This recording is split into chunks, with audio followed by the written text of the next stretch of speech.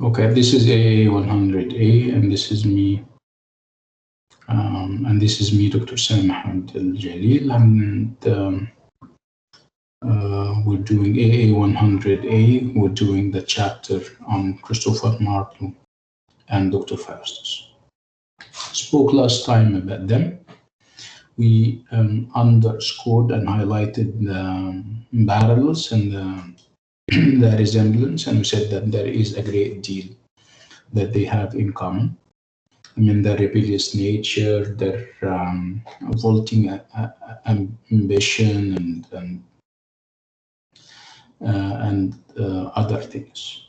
So we're continuing with this effort. We'll talk more about the play and how the play is more or less an embodiment and an expression of the ideas that Christopher Marlowe lived with, whether these ideas are those that challenge existing orthodoxies, or even the ideas that may imply that he was giving perhaps a moral lesson, was trying to tell people that going beyond your limitations is dangerous and it can cost you your eternal life. I mean, life after, of course, you die. Because as Christians, they believe in the hereafter. Of course, all traditional religions, divinely inspired religions, believe in the hereafter. So to kind of focus on life now and forget about the hereafter is a big problem, and this is what Dr. Faustus seems to have forgotten about, but eventually he got the message, but when it was much too late. Too late. Yes, absolutely too late. So this is what we're doing, and this is what we are discussing. Remember that when we go beyond Christopher Marlowe, when we kind of go beyond his biography and what happened in his life and all these kinds of things, and we focus on the play, we need to not to lose sight of the fact that it is a play, that it is framed in a certain way, and that it follows the traditions of playwriting, whether in its adoption and use of the morality play traditions or the tragedy traditions. Last time we spoke about both, and you have the video. I'm hopeful that you have watched it. We'll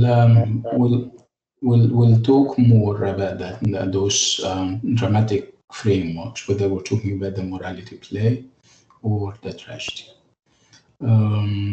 These two dramatic forms would allow Christopher Marlowe to elaborate on the ideas that he has, the idea of being rejecting, prevailing ideas, embracing non-orthodox ideas, underlining the fact that human beings should be given, the freedom to choose, the freedom to unleash their potential and go beyond their limits. Remember when I said that with the Elizabethan age, with the Renaissance, we have a shift from God to man, right? In the Middle Ages, in the medieval period, there was this focus on religion, and of course, there was focus on God. With the Elizabethan age, with the revolutions, the scientific and the geographical revolutions that the period witnessed, we have the shift to man, the belief in man, the fact that man can also have absolute powers if given the opportunity of it. Whether we agree or not, this is perhaps up for grabs. This is something that we would debate and discuss. So let's go to the book and see what we have in store for us. Bismillah.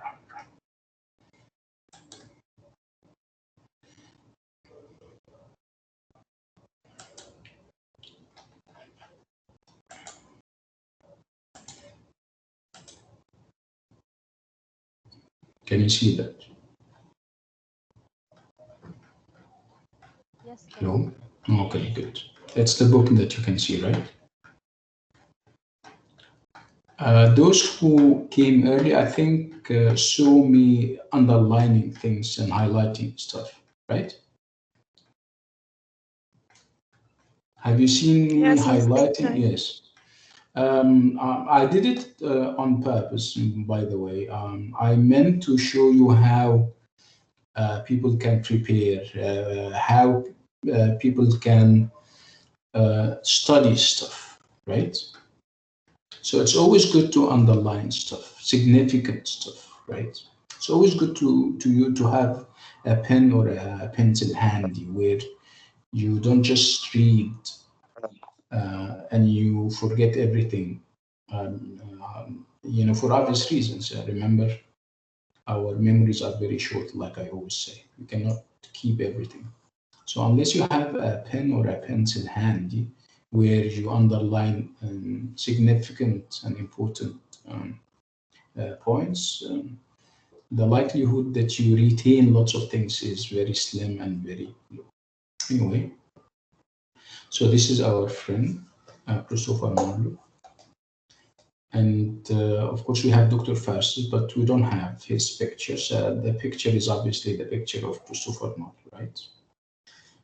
Again, I highlighted the reason why we have them in the title. We normally have one figure in the title, but the reason is that because of the resemblance and the parallels and the correspondence that we have between the two. And this is something that we are all the time trying to establish parallels, establish correspondence between the two. And of course, the text, Dr. Faustus, does not fail us in the sense that we have so many examples that would link the text to its creator, Dr. Faustus. Christopher Marlowe. I even get confused, right?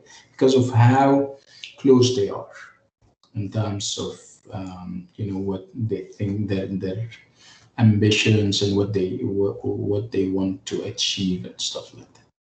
Anyway, so Christopher Marlowe, and we spoke about Christopher Marlowe and his background and what people used to say about him, and of course you have detractors, people who were against him, and there are obviously many during his time. And we also have some voices that would focus on his talent and say that he was amazing, that his talent was matchless, and if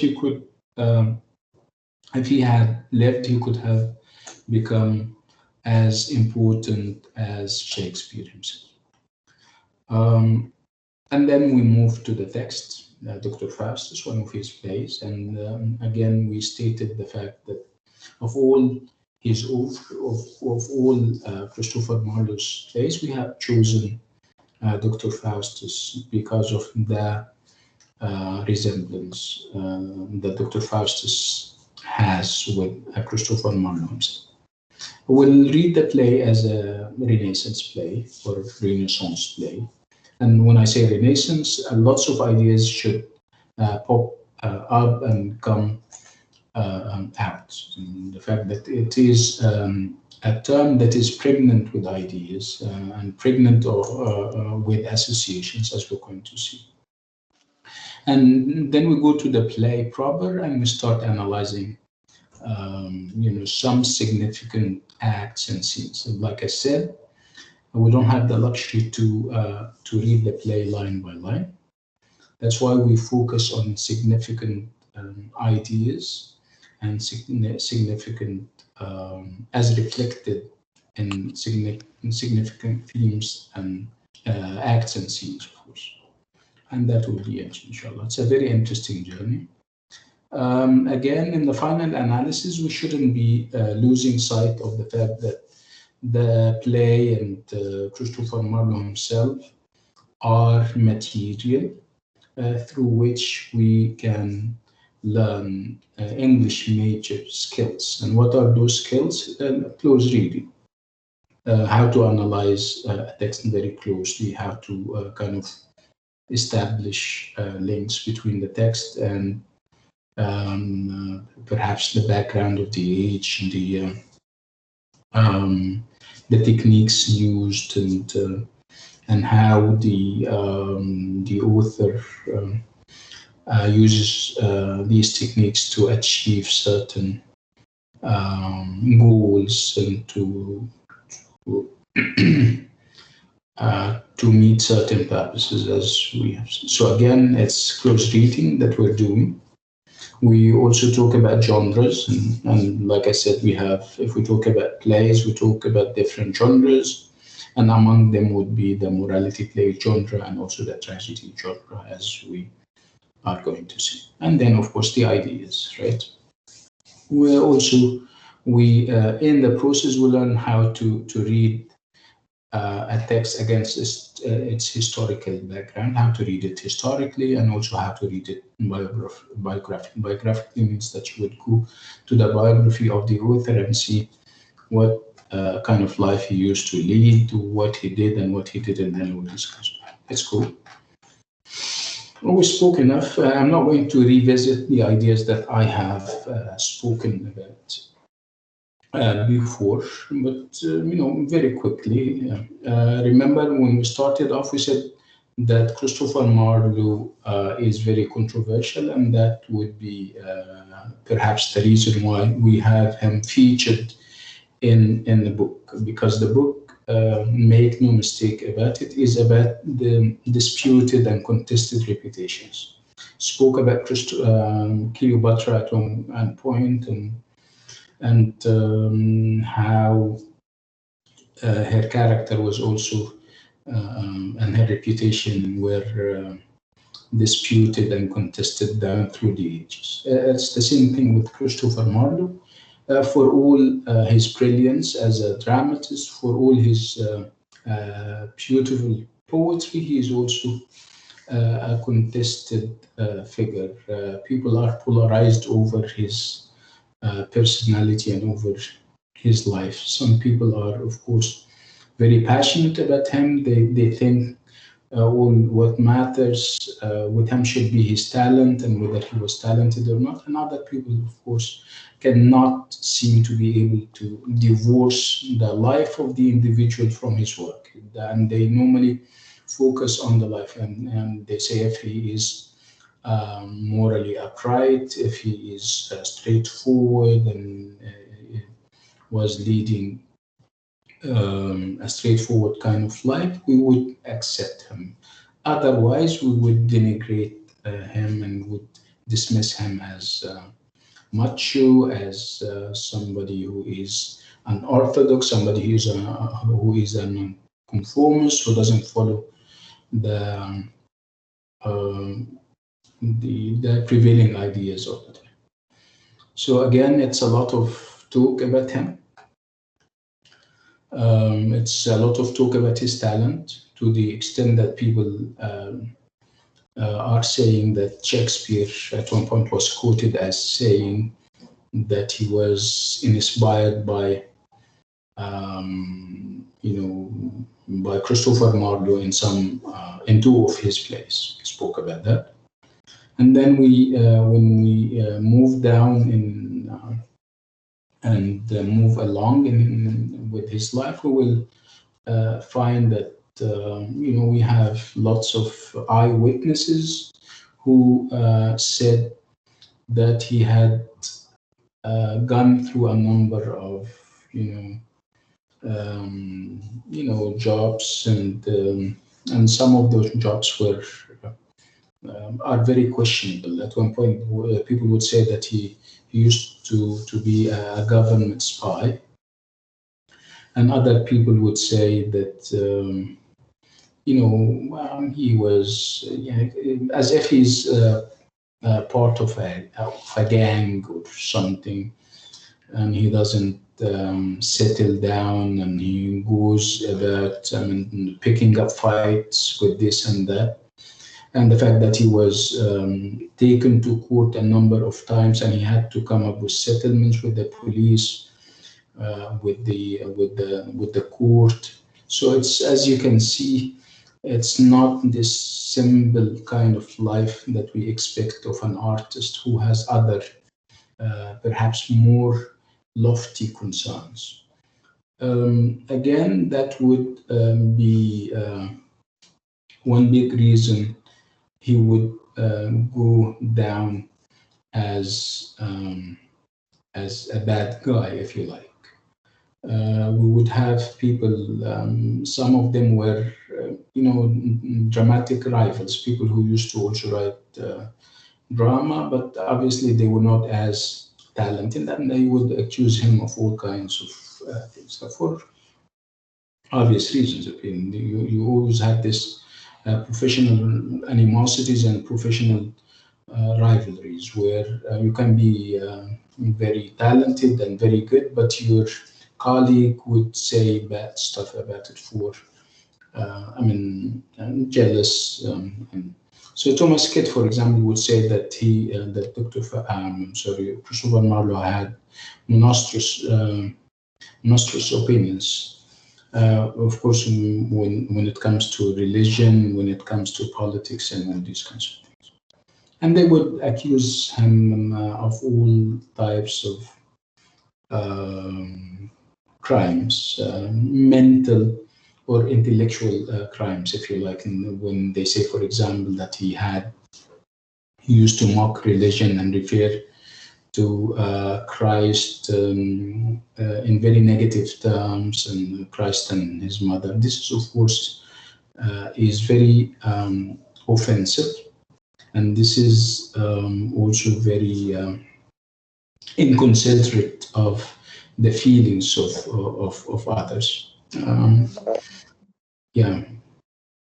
Lots of bad stuff was said about him. The fact that he was an atheist, he was impious, somebody who does not believe in God, somebody who is kind of saying very bad stuff about Christianity and about religion in general. Again, we still have people who also saw something positive in Marlowe. Doctor? Yes.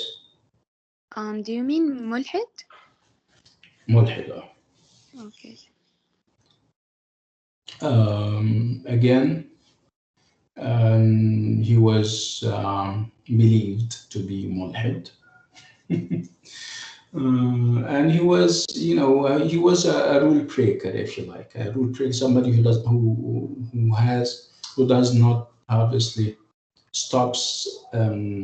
does not stop at anything when it comes to breaking rules. This is his character, and those rules can be, religious rules, can be political, moral, and he does everything, obviously, that is against religion, that is against the prevailing politics of the time.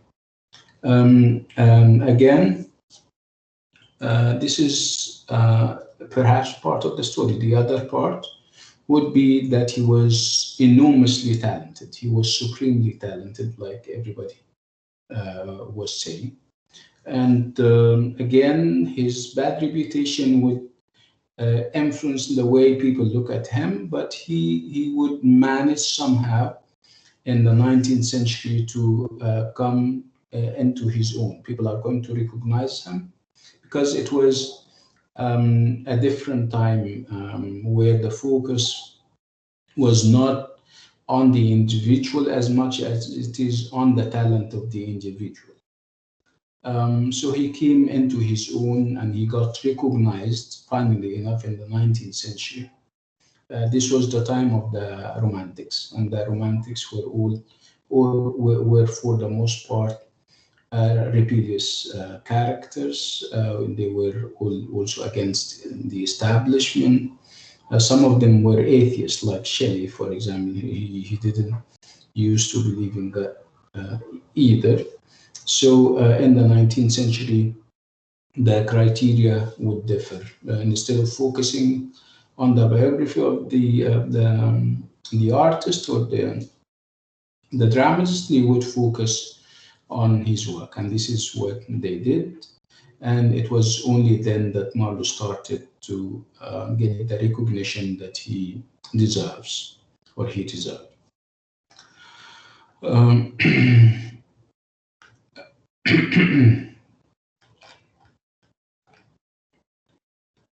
Okay, so now we move from the man to his work.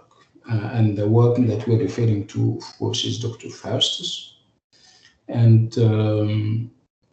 Dr. Faustus is chosen again because of how similar it is to Marlowe's life. Yes, and the fact that the hero of Dr. Faustus, the protagonist, Dr. Faustus himself, is very similar to Christopher Marlowe.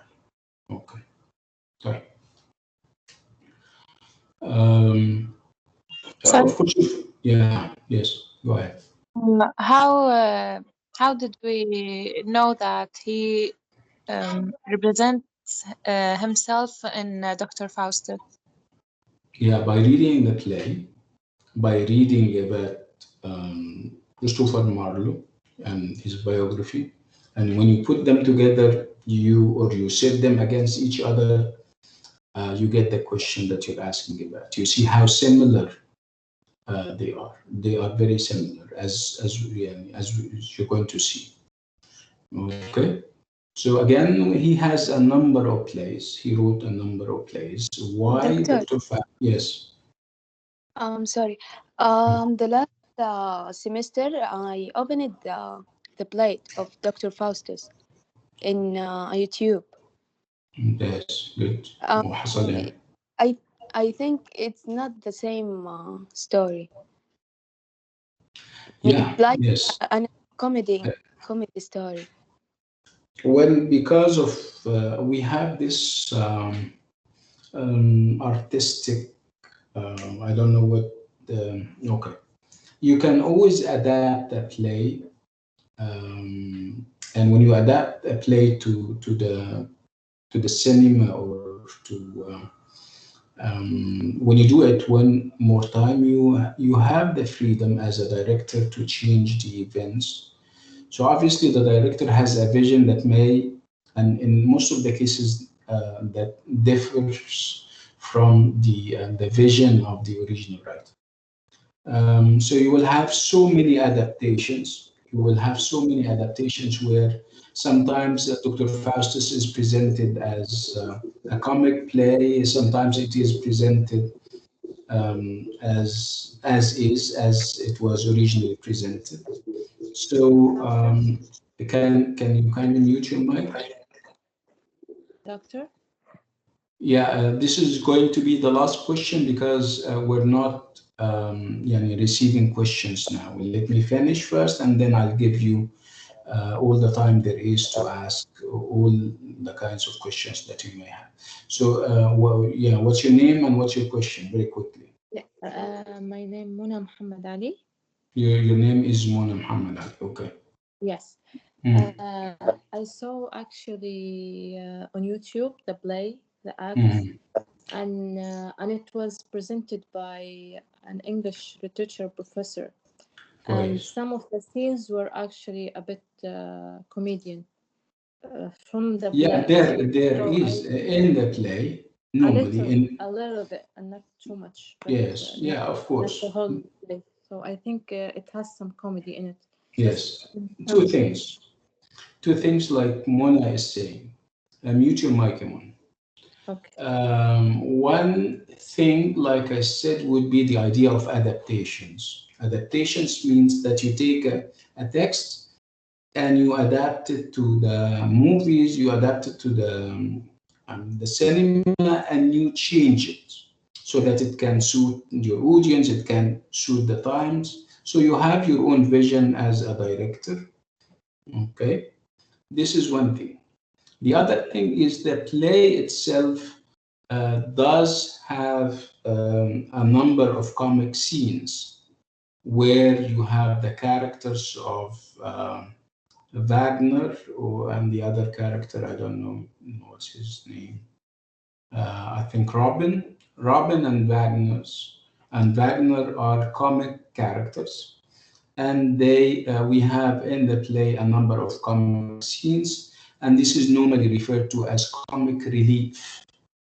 Okay, I mean, people who used to write tragedies were aware of the fact that you cannot have a play, I mean, the whole play, 5 acts of pure tragedy or pure seriousness. You need to, from time to time, to introduce something light-hearted and comic so that people don't lose interest, people wouldn't, perhaps get fed up with the amount of blood, if there is blood, get fed up with the amount of seriousness. So from time to time, you will have those comic elements in any tragedy, and this is happening, like I said, in Dr. Faustus, where we have the comic scenes, and those comic scenes are introduced by Wagner and Robin, and they are meant again to introduce lightheartedness, and also they have a dramatic function to play, as we're going to see. So again, we have said that the reason why Dr. Faustus in the play was chosen because of how strikingly similar it is to the original play. Okay.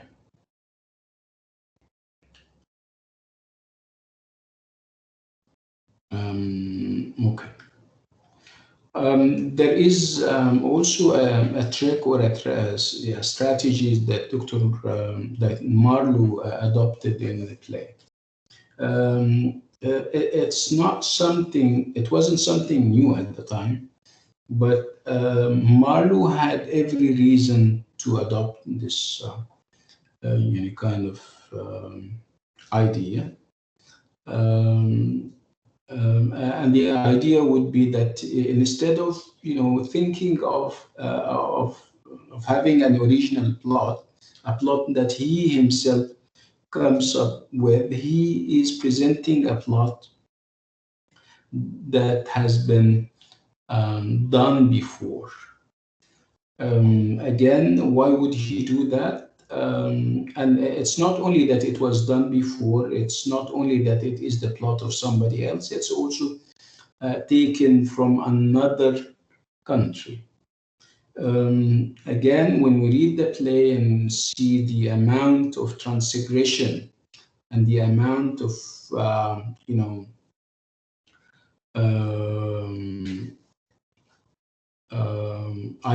the amount of ideas that are revolutionary, the amount of ideas that are unorthodox, the amount of ideas that are nonconformist, you would think of, you yourself will come up with the reason why he opted for a plot that has been done before and it's taken from another. He was trying, by doing that, he was trying to evade the authorities.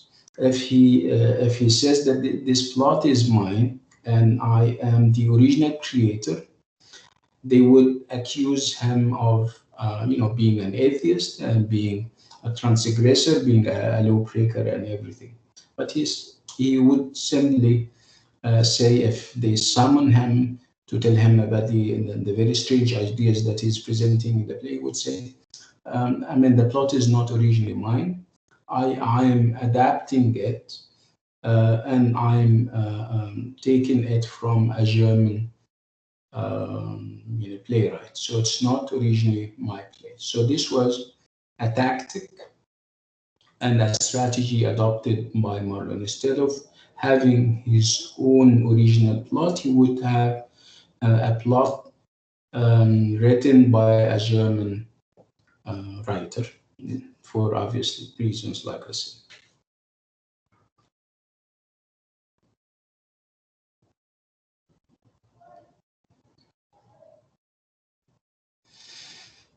Again, it would have been very dangerous to have to not adopt a play that would give ideas about the transgression about, against God and against religion.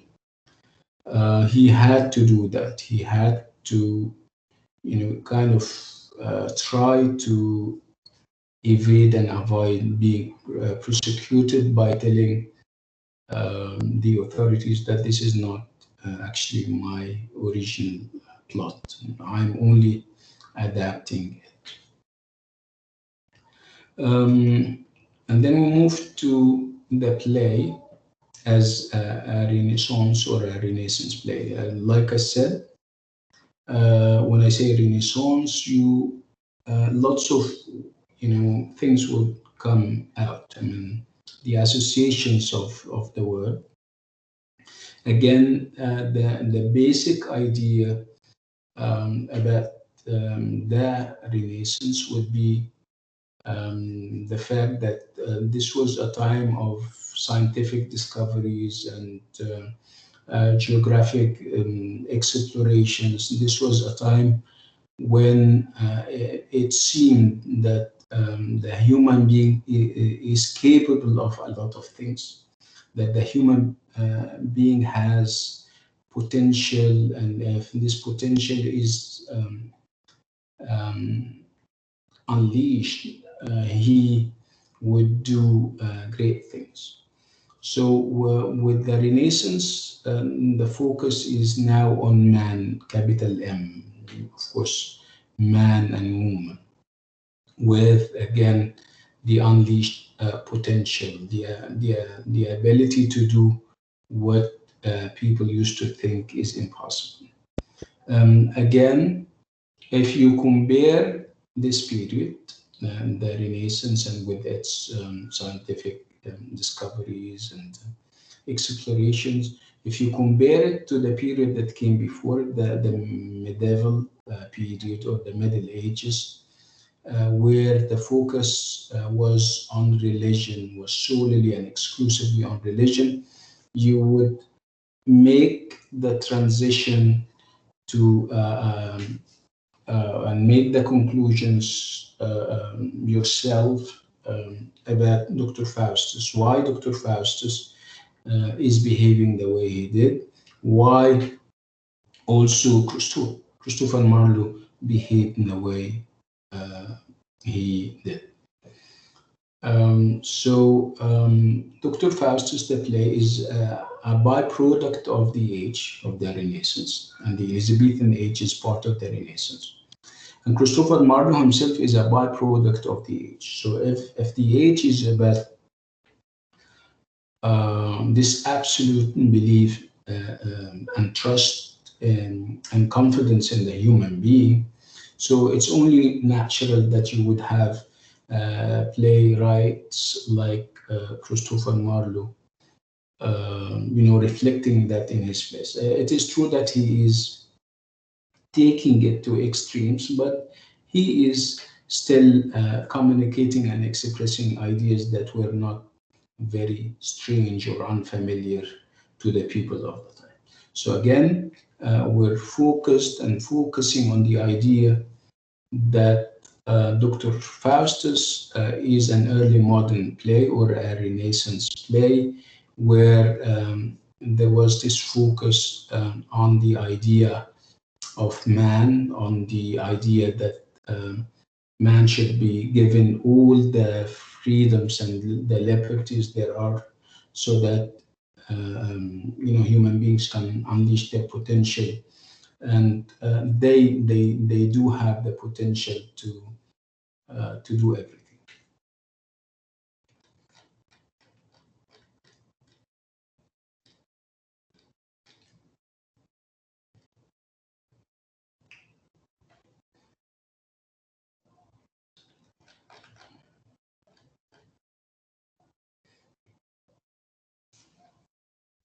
We're moving to the play itself, Dr. Faustus, and we're moving to Act 1, Scene 1, where perhaps the statement, "You yet art thou still but Faustus," and a man sums up the act, whatever happens in the act. It seems to be, kind of the logo, if you like, and the slogan of the act. So when you start reading the play, you would have, certain dramatic frameworks that the people of the time were familiar with. When you read the play and you start the play with having what we call a prologue, and then you have the play proper, and then you have an epilogue, that would remind you of Greek drama. And when you look at the character and how he behaves and the enormous responsibility that will be on his shoulders as a representation of human beings, you would say, yeah, in terms of theme, that would be, this enormity is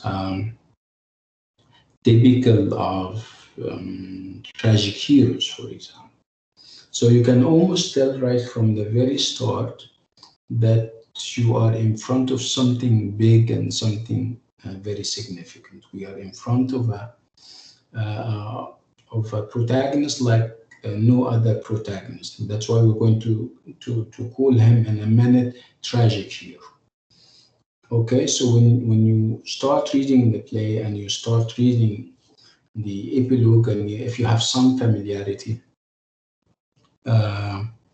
with the dramatic traditions of the time and prior, you would almost tell what kind of play it is. So in terms of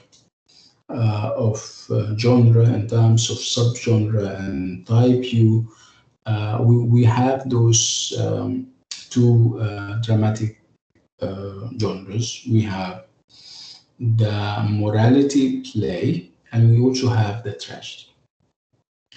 If you still remember, when we spoke about the morality play, we spoke about the idea that this was a kind of play that was dominant during the Middle Ages and after, where the focus is on religious ideas and religious themes.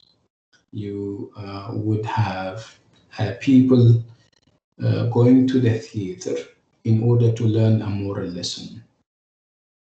Remember when we spoke about the Middle Ages and we said that the morality play is the byproduct of the Middle Ages, we said that the people of the Middle Ages were uneducated.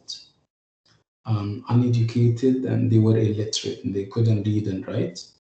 So in order to give them moral lessons, you need to think, you wouldn't think of a book because they cannot read and write. So the only form available for them to understand and to learn would be to go to the theater or to see things happening on the stage. So the morality play, again, is the byproduct of the Middle Ages and a little after, and it was meant to be didactic, to give moral lessons to the people who are not educated. Again, the themes are very simple, and they are also very religious and noble in nature. You normally have abstractions. You normally have qualities,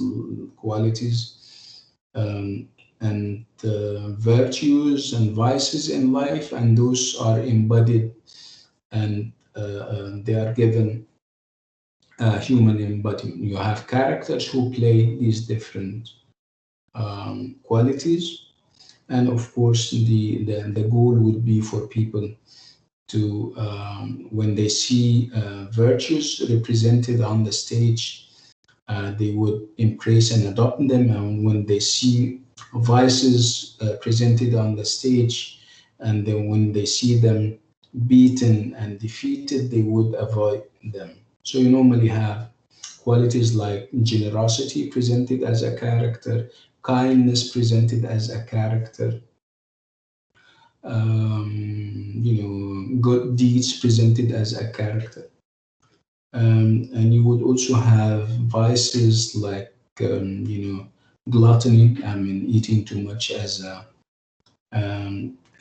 character. You would have pride, being proud and full of yourself, presented as a character.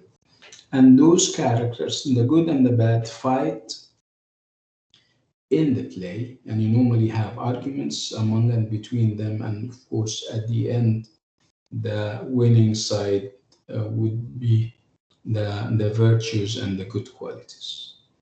Again, what do the audience or the members of the audience come out with? They come out with the messages, the noble messages, that they have to lead a straightforward type of life, a life that is full of good deeds, a life that is full of mercy and generosity and all these kinds of things. Again, you would detect elements of the morality in Dr. Faustus. You will have in the play angels, the good angel and the evil or the bad angel, fighting over Dr. Faustus. Every one of them is trying to convince him that what he is doing is, of course, the good angel would tell him that what he is doing is bad. He shouldn't be conjuring up magic. Black magic is against religion. While the evil angel would tell him that no, go on.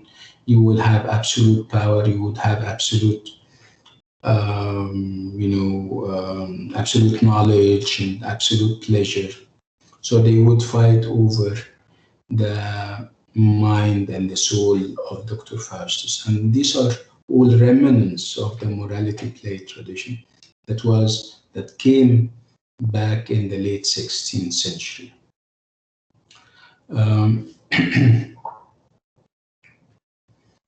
Again, we have seen that the play starts with a prologue, and the word prologue means, or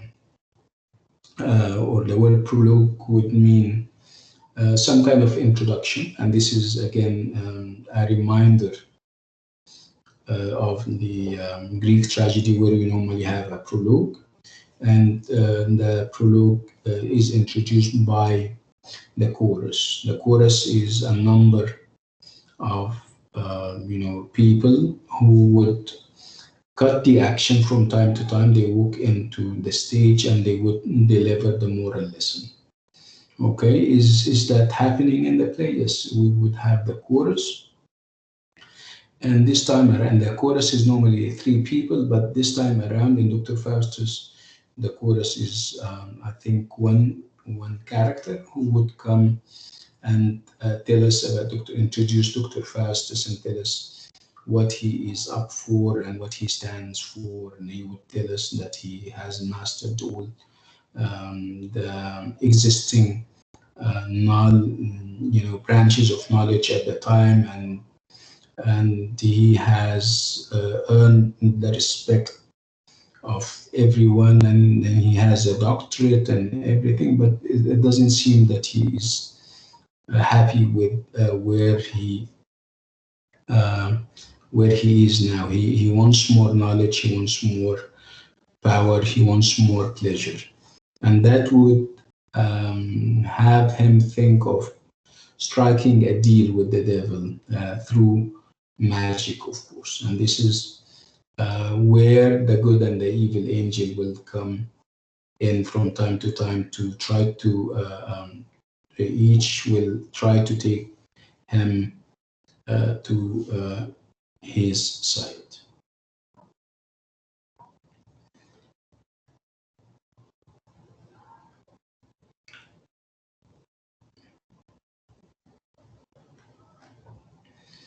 So again,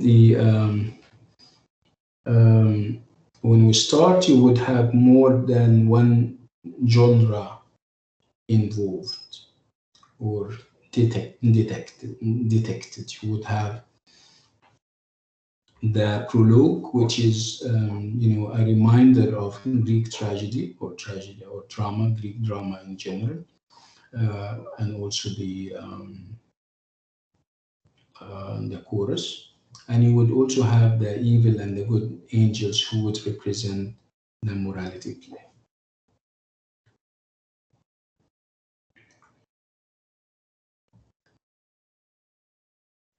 Again, if we talk about Dr. Faustus as a morality play, we need to always remember that Dr. Faustus is a morality play every man. Every man is one of the very common characters in a morality play, where every man, as the name suggests, represents all of us with our frailties and weaknesses.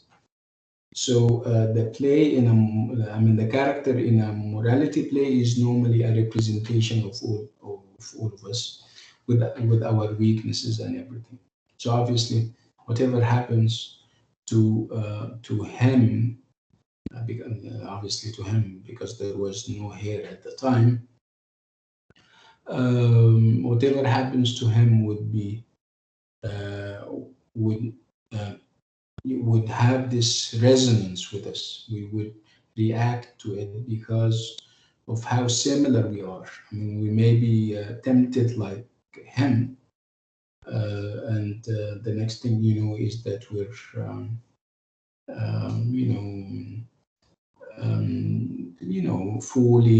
falling tragically and stuff.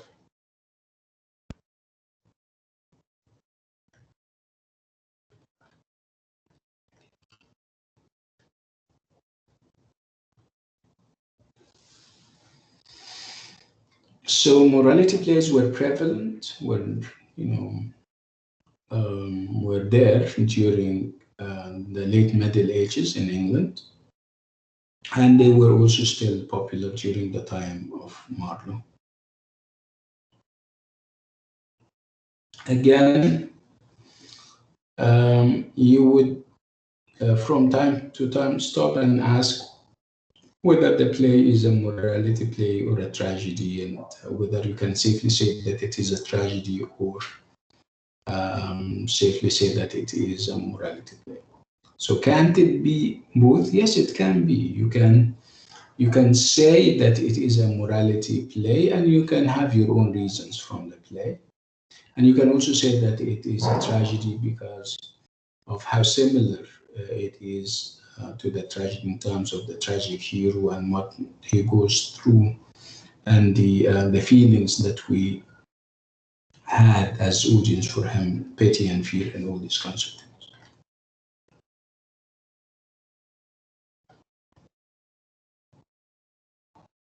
So this is actually an analysis of the prologue, the introduction, where you normally have the chorus walking into the stage, introducing the main idea, introducing the main character.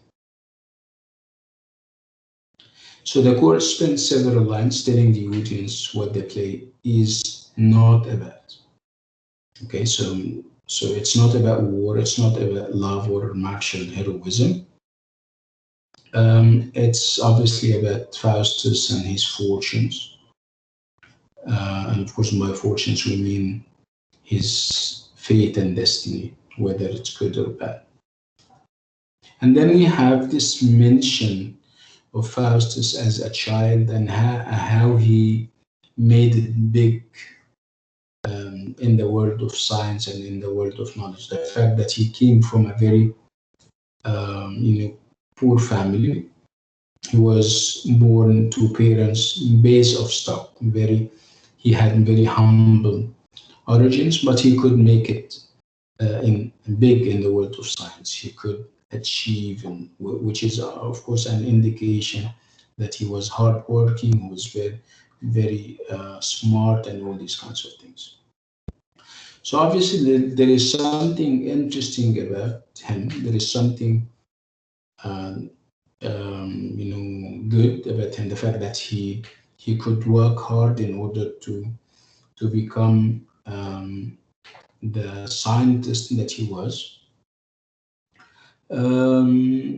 What is perhaps not good is whether he would be satisfied with what he achieved or not, because sometimes knowledge can be very tempting. So you have knowledge, you are tempted to seek more knowledge.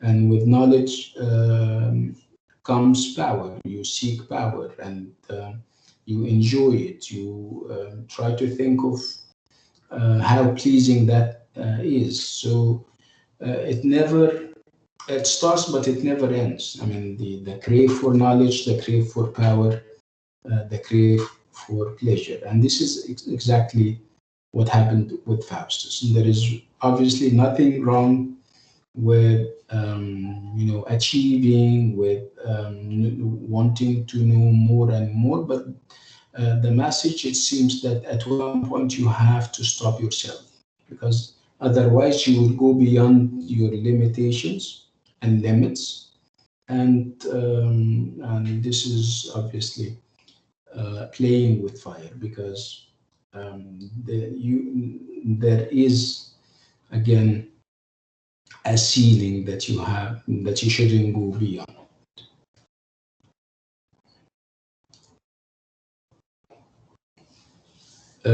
Again, we are still with the chorus in the prologue, and the chorus, after speaking about Faustus and the fact that he came from afar in terms of origin, the fact that he has humble origins and he made it big and he earned the respect of everyone. The chorus is starting to tell us that there is this sense of pride in the character of Dr. Faustus. He has what we call self-conceit. And self-conceit means that he started to take pride in what he has in terms of knowledge, and he would even try to go beyond that, and that would explain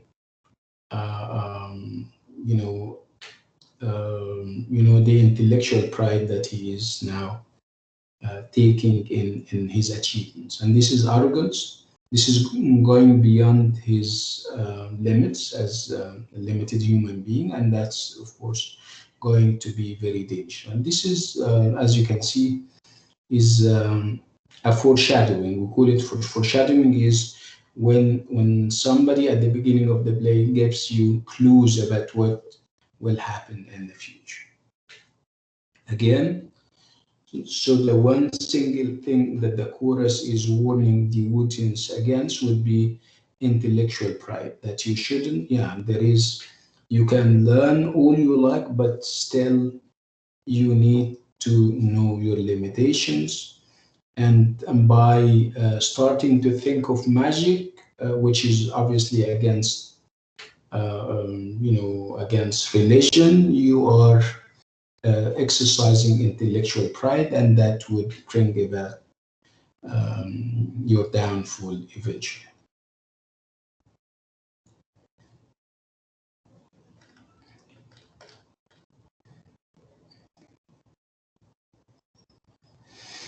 Again, don't forget the fact that this is a play, and this is written in a special type of poetry. And you have similes and metaphors. And one of the similes and the metaphors that we're having would be the idea that the pride and the arrogance that Faustus has is swelling everywhere. It's as if he has um, you know, that he has what do they call it? They call it when you have something in your body and it gets bigger every day. I mean, he is swollen with pride. I mean, this kind of thing gets bigger every day, and it doesn't seem to stop. And it doesn't seem that he is trying to stop it or to find a cure for it.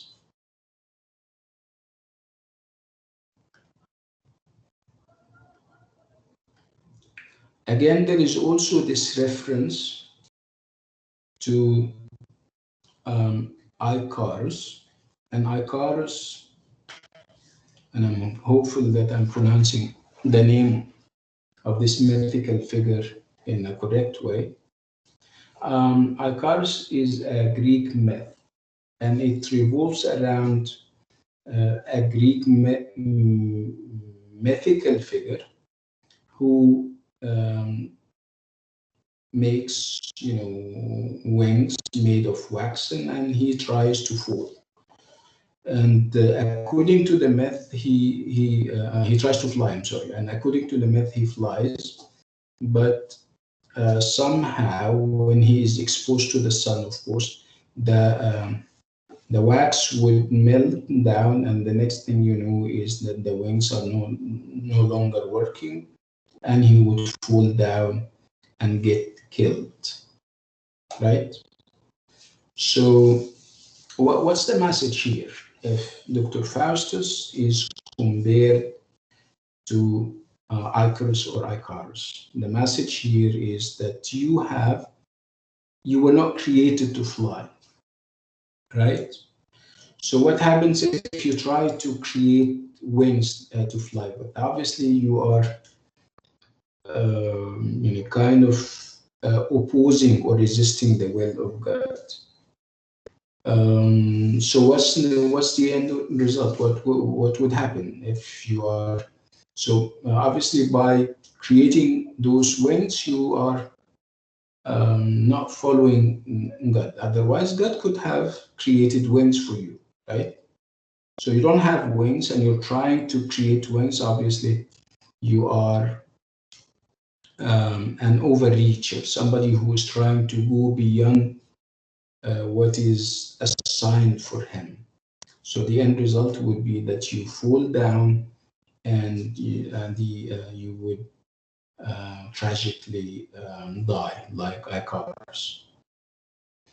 So, like Icarus in the chorus's view, Faustus tried to mount above his reach. So he's trying to mount to go up beyond and above his reach, and was punished for his presumption. This is presumption.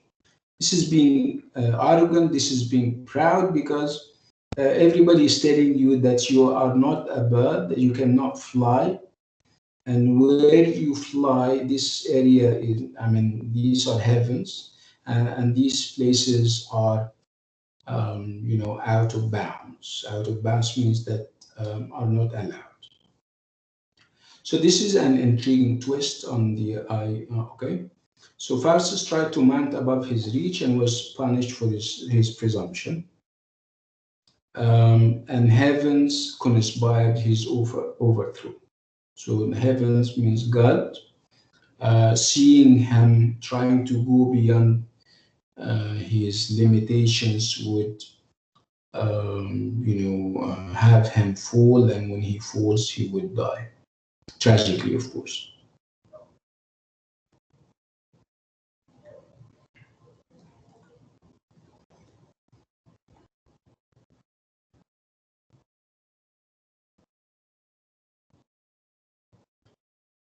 So these are the things that were told about when it comes to the character of Faustus, right at the very beginning in the prologue. The fact that the chorus associates Faustus' intellectual ambition with an immoderate appetite, the fact that he has an inflated sense of his own value, and of course this is dangerous, and of course the fact that he is an Icarus-like figure, overreaching, going beyond his limitations, and that would, of course, bring him in conflict with Christian God. Sorry, Doctor. That's okay, go ahead. Actually, I didn't understand. You talked about the Greek ancient myth. What is the Yes. relation with the place? Yeah, it's I think you're I forgot your name.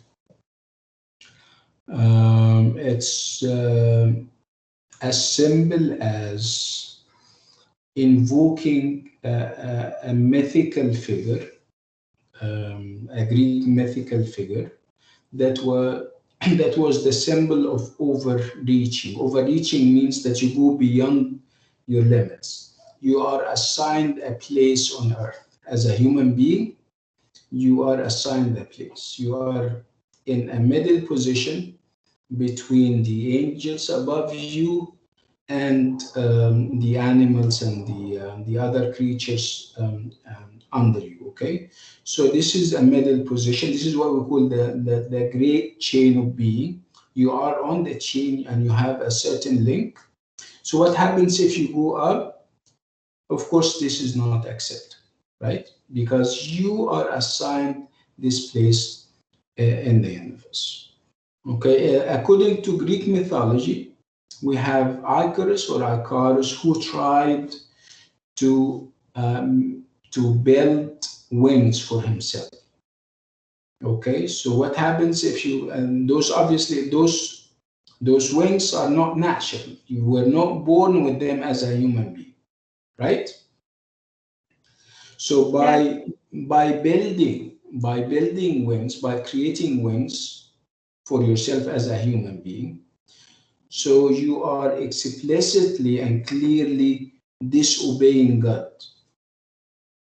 Okay, two things, because originally God didn't create wings for you. He could have created wings for you if he wanted, right? This is number one. Yeah. The second thing, what are you going to use the wings for? So why people use wings? If they are given the freedom to create their own wings, they would fly with the wings, right? So when you fly with the wings, okay, this is also according to the myth, you fly where the heavens are. So you're going up, up and up until you reach heavens.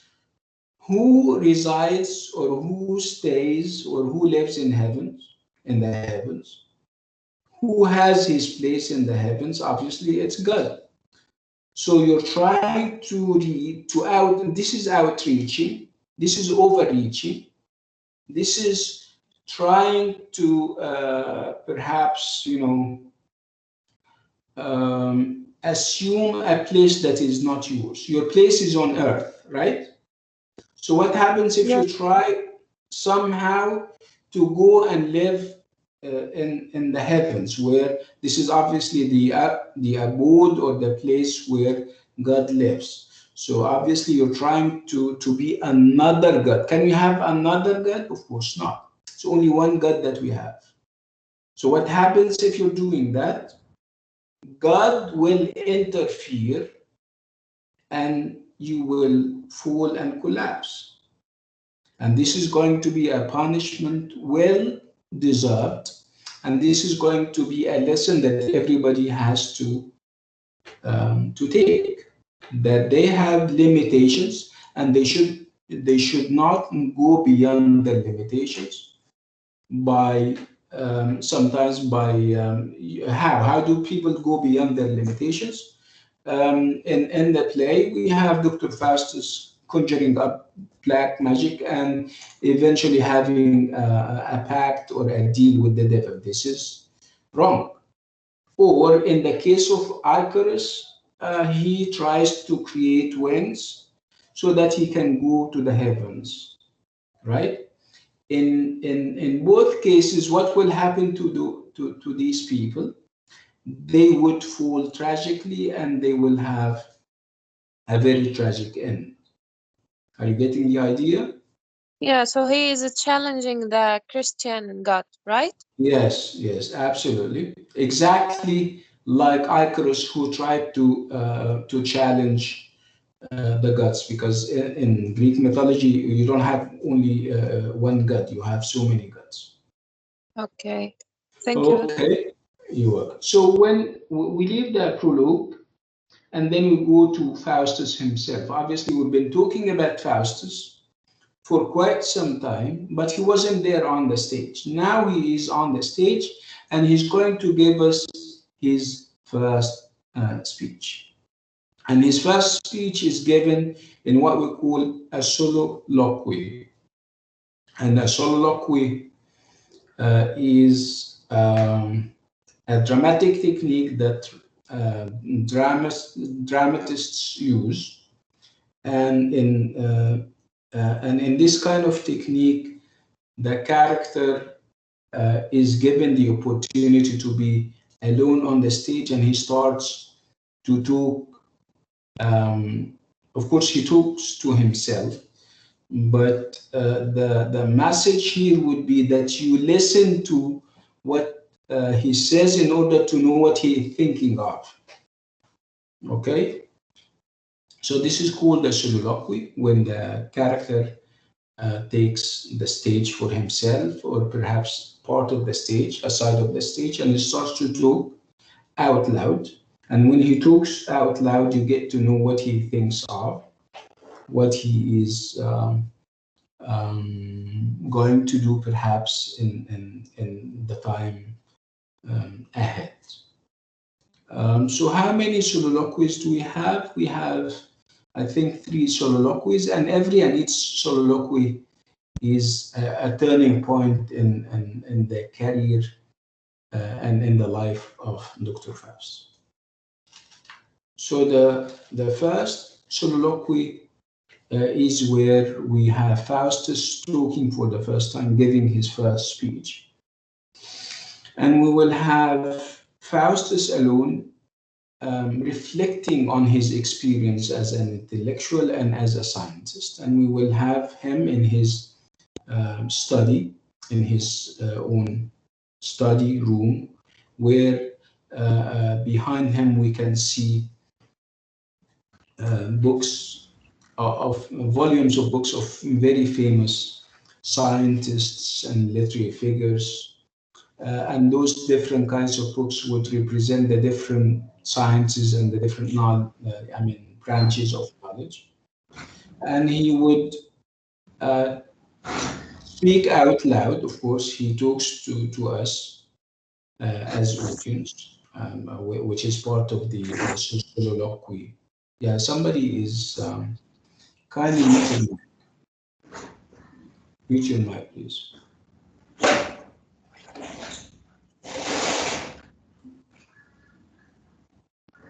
يا ابني أحمد عباس, mute your mic.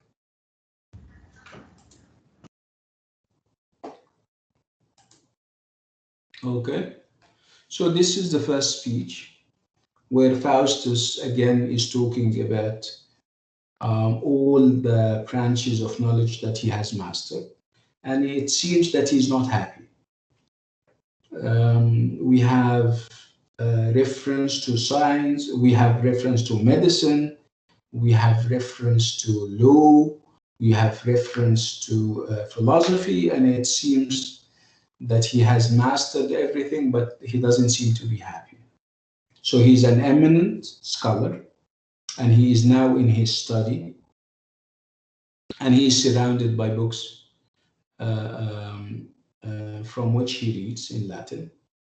And we, through the exposure to these types of books, we come to know that he mastered, like I said, the different kinds of knowledge, the branches of knowledge. Classical antiquity thinkers are there, the Greek philosopher Aristotle, the Greek medical authority Galen, and even the Roman emperor Justinian. These are very famous figures, and they are associated with great scientific and knowledge achievements. When you have them, when you have mastered all the books and people are giving you credit for that, you would be happy. And obviously, he is not. He still believes that he wants more. So again, it's a soliloquy, which is a speech in which a dramatic character alone on stage expresses his or her thoughts, feelings, and motives. And it is an ideal device for establishing a strong relationship between a character and the audience. Again, it gives us access to the character's mind, and we think, we get to know about what he thinks of.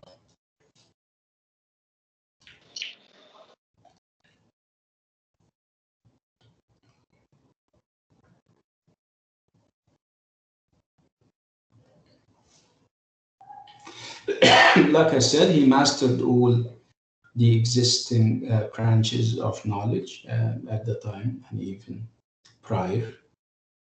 But you can almost feel this sense of restlessness, this sense of dissatisfaction. Despite his dazzling academic success, he is impatient for more knowledge. And this is, of course, dangerous, right? So what are the disciplines that he mastered and that he is not so satisfied with? So he studied philosophy, he studied medicine, he studied law and theology. And he would dismiss each one of them as an intellectual dead end. It doesn't, according to him, it doesn't serve him right. He wants more.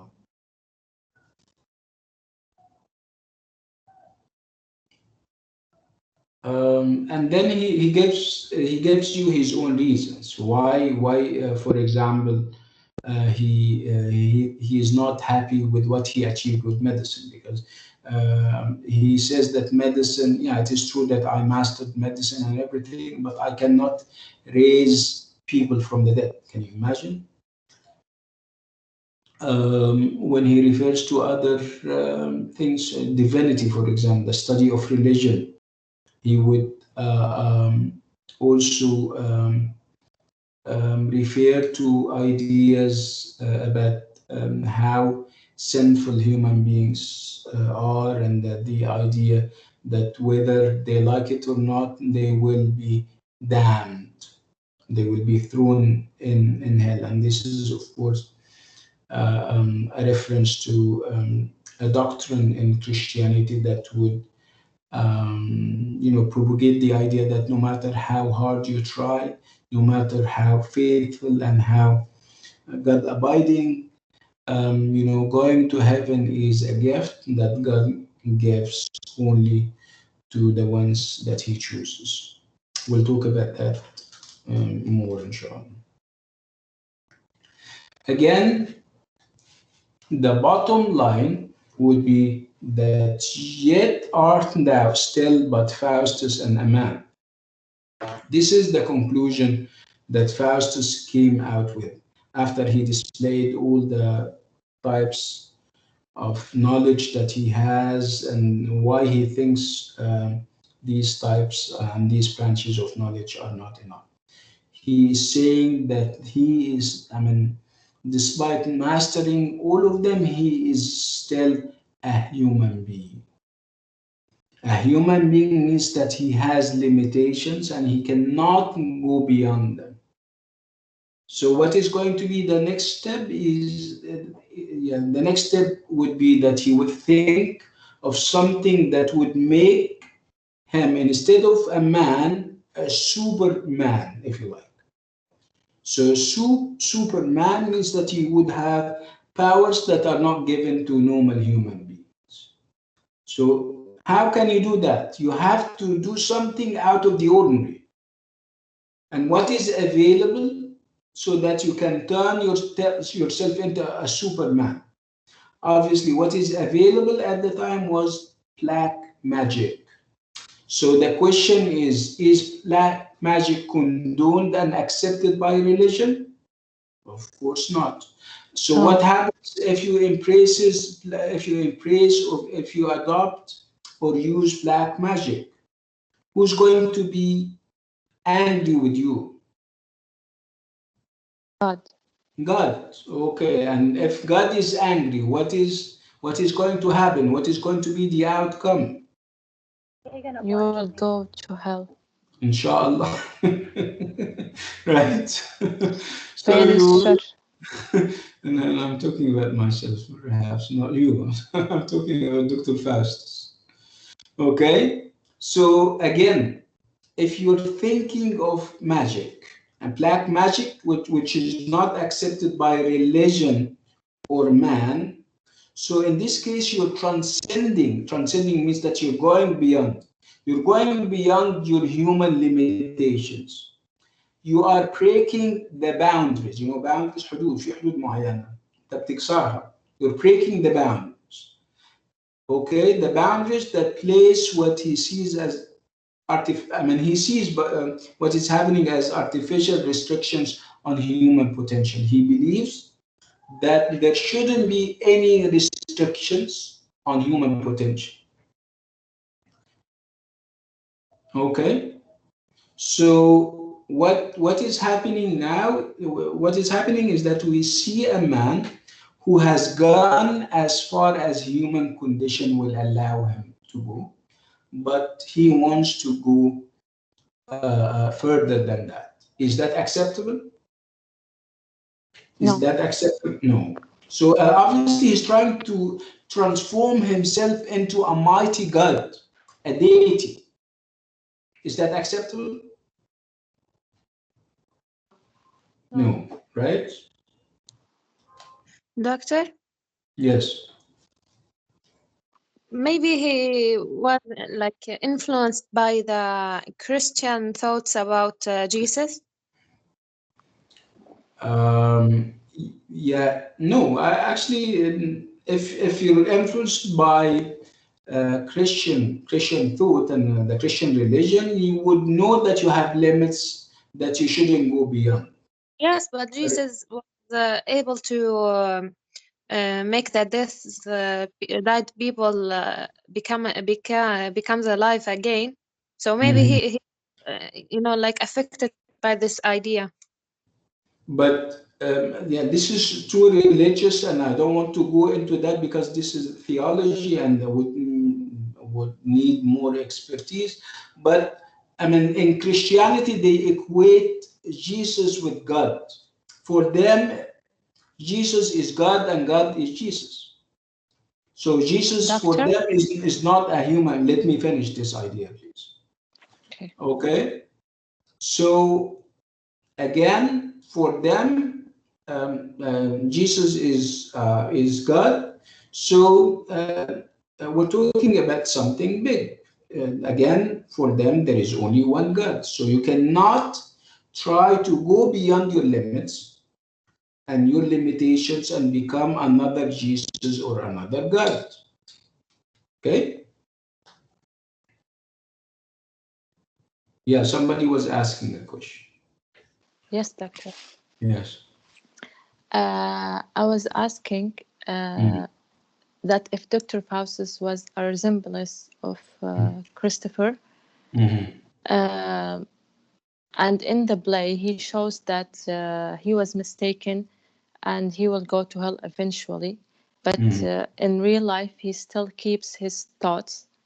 So he's saying that he's wrong and he will go to hell eventually, and he is wrong, but he's still behaving the same way. That's why I don't understand the You mean conflict between. you're talking about Dr. Faustus? Yes, Dr. Faustus in the play and Christopher Marlowe in reality, because Yes. they are similar in thoughts, but he shows in the play that they have the similar thoughts, but eventually Dr. Faustus will go to hell and he will be punished and he will Yes. regret it. So in real Yeah. life, why he's not learning from the play? Because he is the play. Yes. I hope you understand me. Yes. Yeah. I got your point. Yes.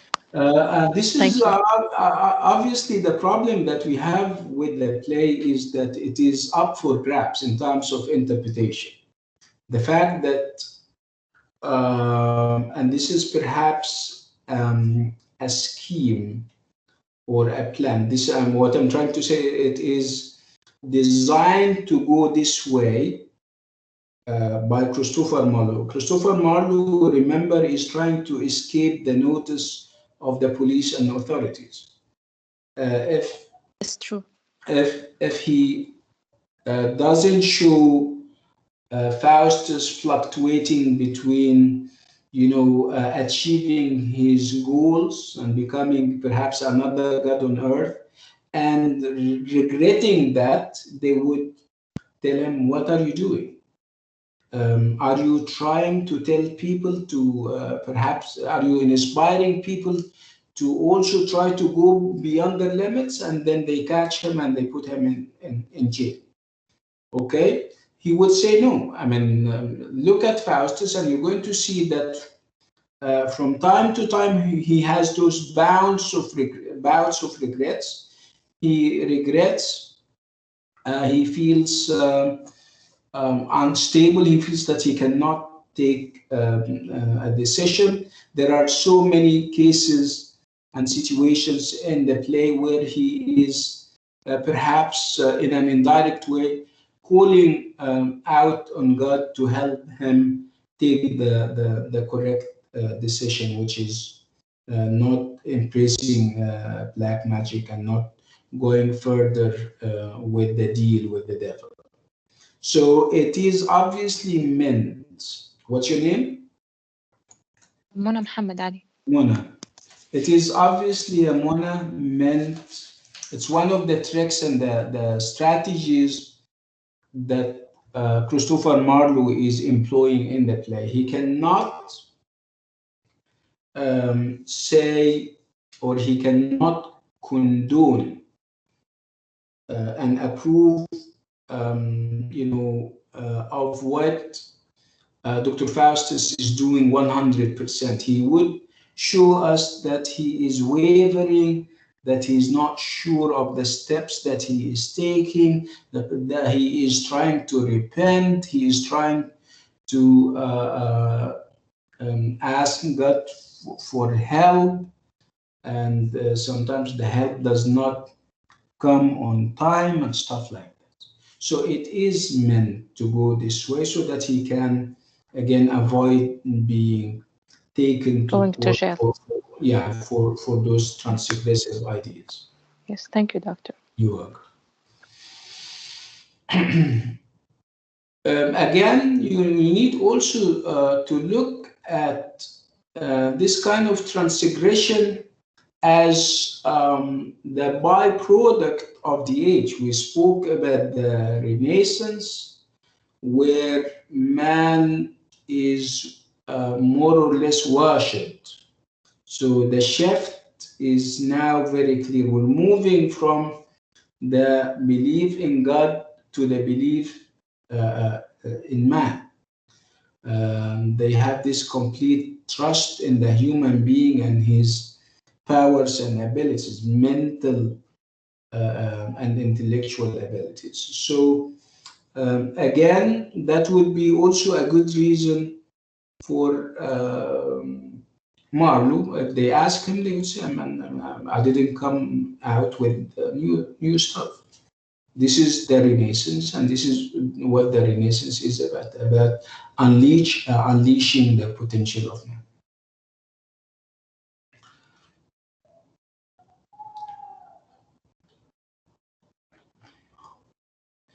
Again, this is called humanism. And as you can see, humanism from the word human. So humanism is equated and is normally invoked when we talk about the Renaissance, where there is absolute, absolute belief in man, in the human. And again, why? Why do they have this absolute trust in the human being and his intellectual abilities? It's because of the scientific revolutions and the scientific discoveries that took place at the time, and because of the fact that they went beyond the known world. They went to the modern world, and they have discovered new places. So they came to the conclusion and to the realization that there is obviously more to man, just the limited scope that was assigned to him during the Middle Ages.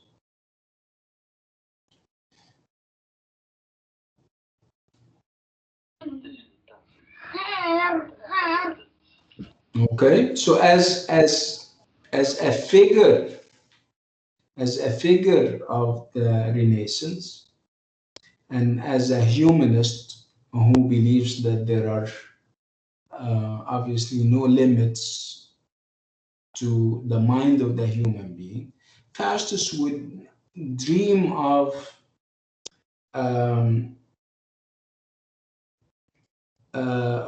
having at his command all things that move between the quiet poles. The poles, القطبين، القطب الشمالي، القطب الجنوبي. And he would like to have all that is happening between these two poles at his own command. See how big his dreams are. See how. What do you think? Is that doable? Can you have it as a human being, as a limited human being? No, of course. No. You would need a supernatural power, right? Yes. Which is obviously magic. People use magic to do routine stuff. But even the magic is limited. Yeah, this is what he's going to discover.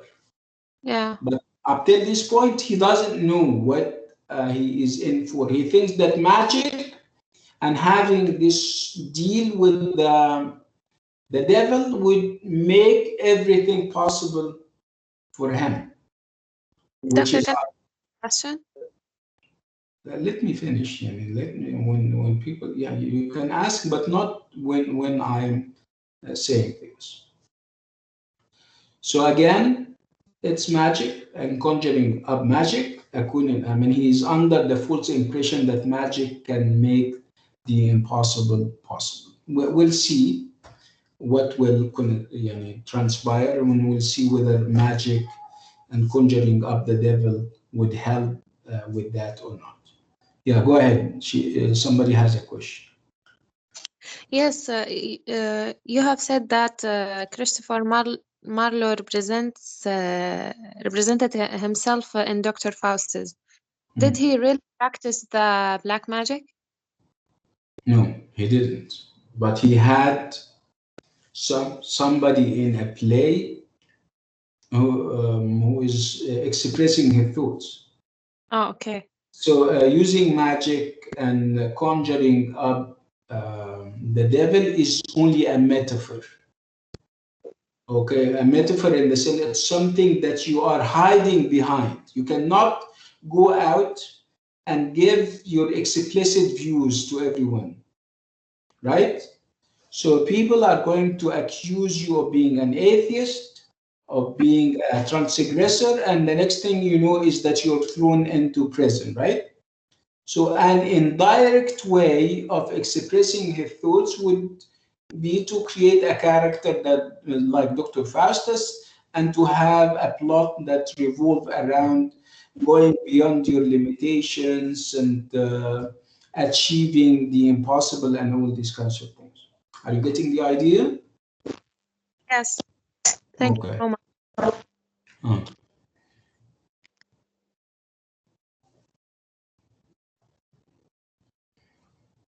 Again, it's confidence and it's ambition, and these are two two things that were brought about during the Renaissance because of what was happening at the time, and the scientific discoveries, the geographic, explorations, and the scientific revolutions that were there at the time. This is obviously what prompted people like Marlowe and Dr. Faustus to think of the unthinkable. The unthinkable would be to think of ways as how you can achieve the impossible.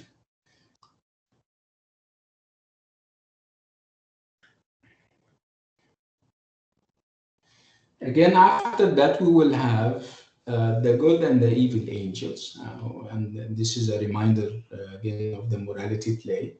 They would come in and they would start to try to attract Dr. Faustus to their side. So of course, the good angel would tell him, listen, magic is bad. Magic is transgressing against God. Magic is drawing the ire and the anger and the wrath of God. Are you sure you want to do that? Are you sure you want to upset God? And then the evil angel would come over and says, listen, don't listen to him. You don't know what is awaiting you. What is waiting for you is absolute power. Don't you want that absolute knowledge? Aren't you craving for that absolute pleasure? Don't you want that? And they start to kind of fight over him. Each one is trying to take him to his side. And this is, of course, when we don't have good and evil angels in life, obviously, right? Do we have angels in life? No, right? So these are supernatural elements. These are dramatic devices that the writer is using in order to dramatize the struggle and the conflict that Dr. Faustus has within his soul and mind. So obviously the good and the evil angels are the conflicts or the conflict that Dr. Faustus is suffering from. So they are, like I said, a dramatic representation of whatever is inside him. And whatever is inside him is not, peace and happy and life, and whatever is inside him is this fire of, you have this flaming fire inside him. He wants two things at the same time. He wants to be obedient to God, and he also wants to transgress against God. He wants to be a God-fearing individual, but at the same time, he has ambitions that would go beyond whatever he has achieved. It's a very difficult position or place to be, right? You wouldn't imagine yourself. You wouldn't welcome the opportunity to be in a situation like this, right? Again, you have the good and the evil angels, and each one of them is giving him, a statement of what is awaiting him. So the evil angel would tell him about the pleasures, the power and the knowledge that is awaiting him, while the good angel would clarify to him what it means to have a life that is full of God, that is full of the innocent pleasures of life. The good angel would also tell him about what happens if he transgresses against God, if he overreaches, if he goes beyond his limitations. Again, this is all a dramatization of the struggle and the conflict within the soul and the mind of Dr. Faustus.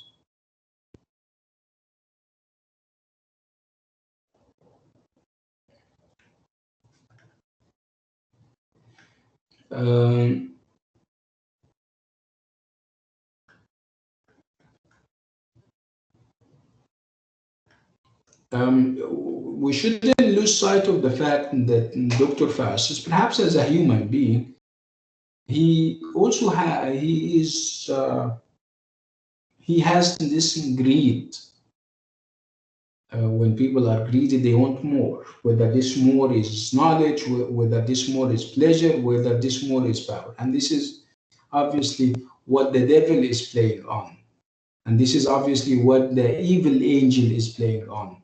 The fact that by default, Dr. Faustus is greedy, typical of human beings. Yes. Please, Doctor, what's mean when Faustus declared that he wants to achieve that? Explain, please. Okay, thank you. Thank you. So again, it's all about achieving whatever we think is unachievable or not doable as normal human beings. As normal human beings who know our limitations, we know that at one point we have to stop. Otherwise, it would be a problem, because not stopping means that you are,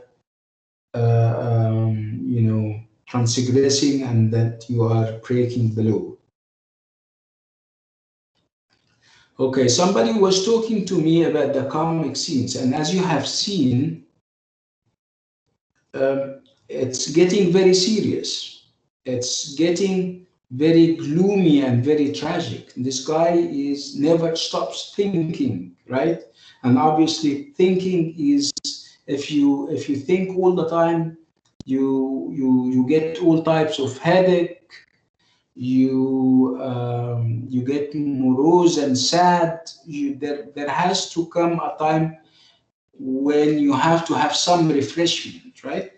You cannot, Right. for example, study 24 hours or for an entire week non-stop.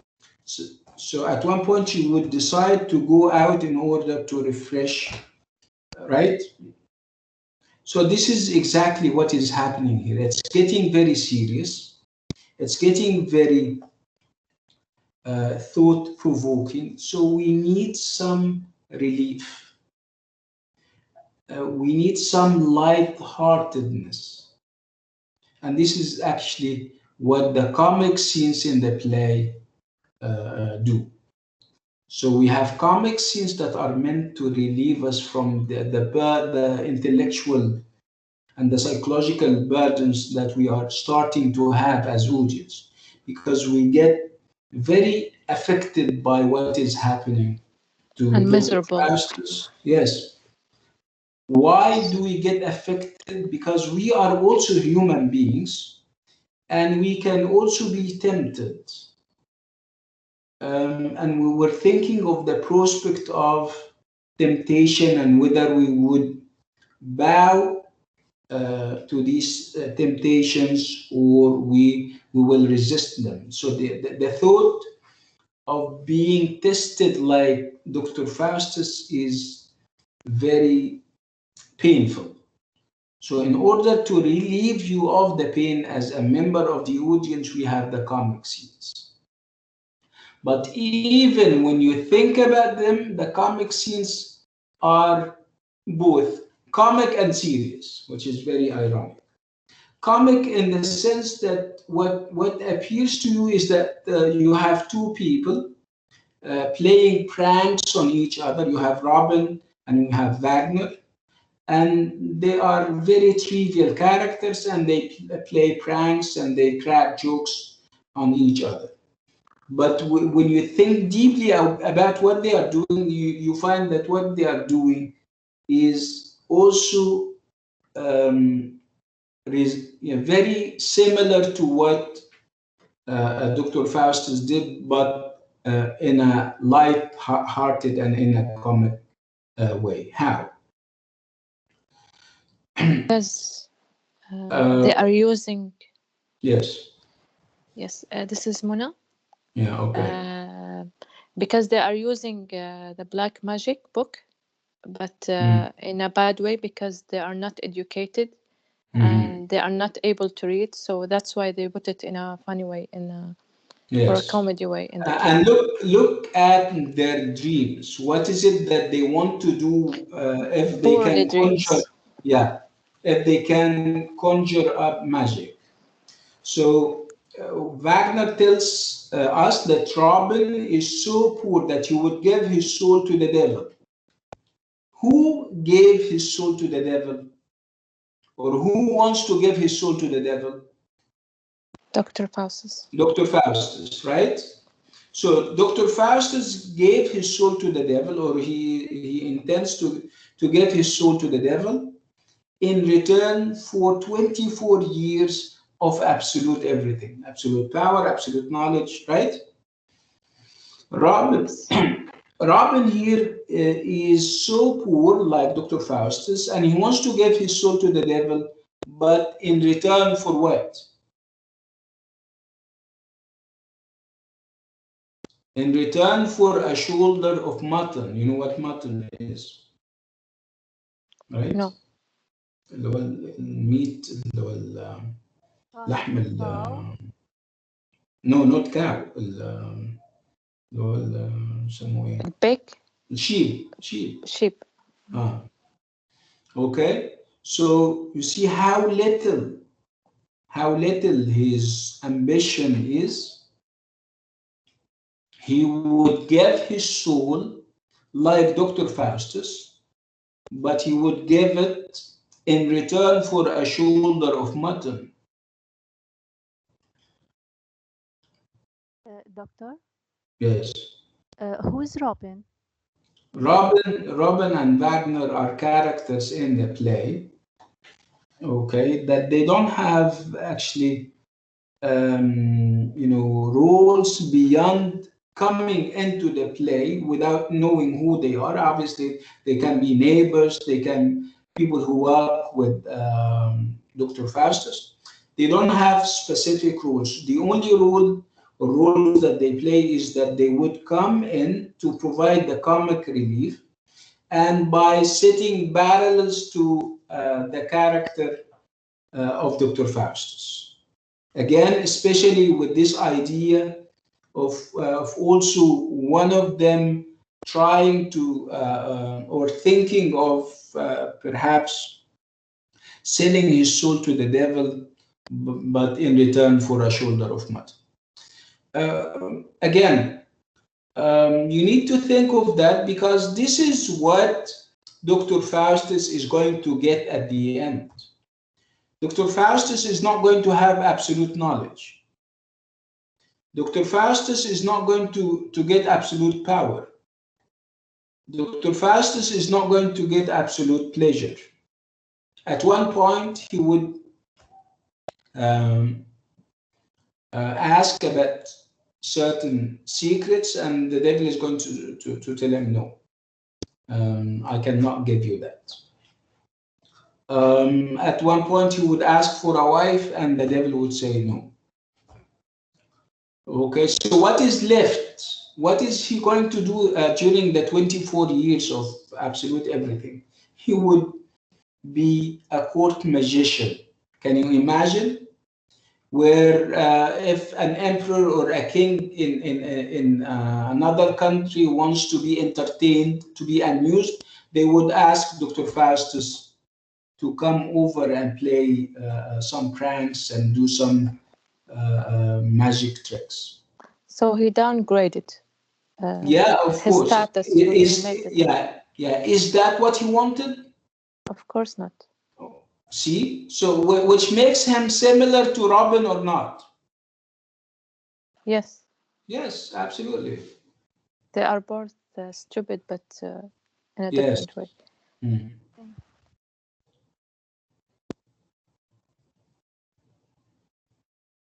Okay, so time and again, Marlowe puts together, juxtaposes scenes so that the later comic one comments on the preceding series, one by representing Faustus' ambitions in their lowest form, stripped of the power of his own speeches.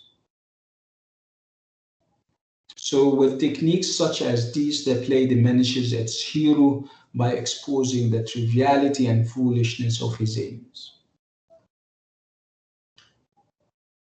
Okay. And then we move to Act 2, where we'll have Faustus and God. Again, we have established the fact that this guy obviously is having very strange thoughts about conjuring up magic and eventually having this deal with the devil. Again, in Act 2, we will have these bouts of doubt. We will have self-doubt. We will have Faustus asking so many questions, and if you ask so many questions, it means that you are in doubt. You don't know whether what you're doing is correct or wrong, right? You're not. When you ask questions, why? Yeah. When you question, when you ask me questions, it means that you're perhaps confused. You're not sure of something, right? So questioning is a sign of confusion, of wanting to perhaps know more and clarifying something. So if you are, in our case, if Faustus is asking questions, it means that he hasn't made up his mind completely. He's still wavering, going here and there. Okay?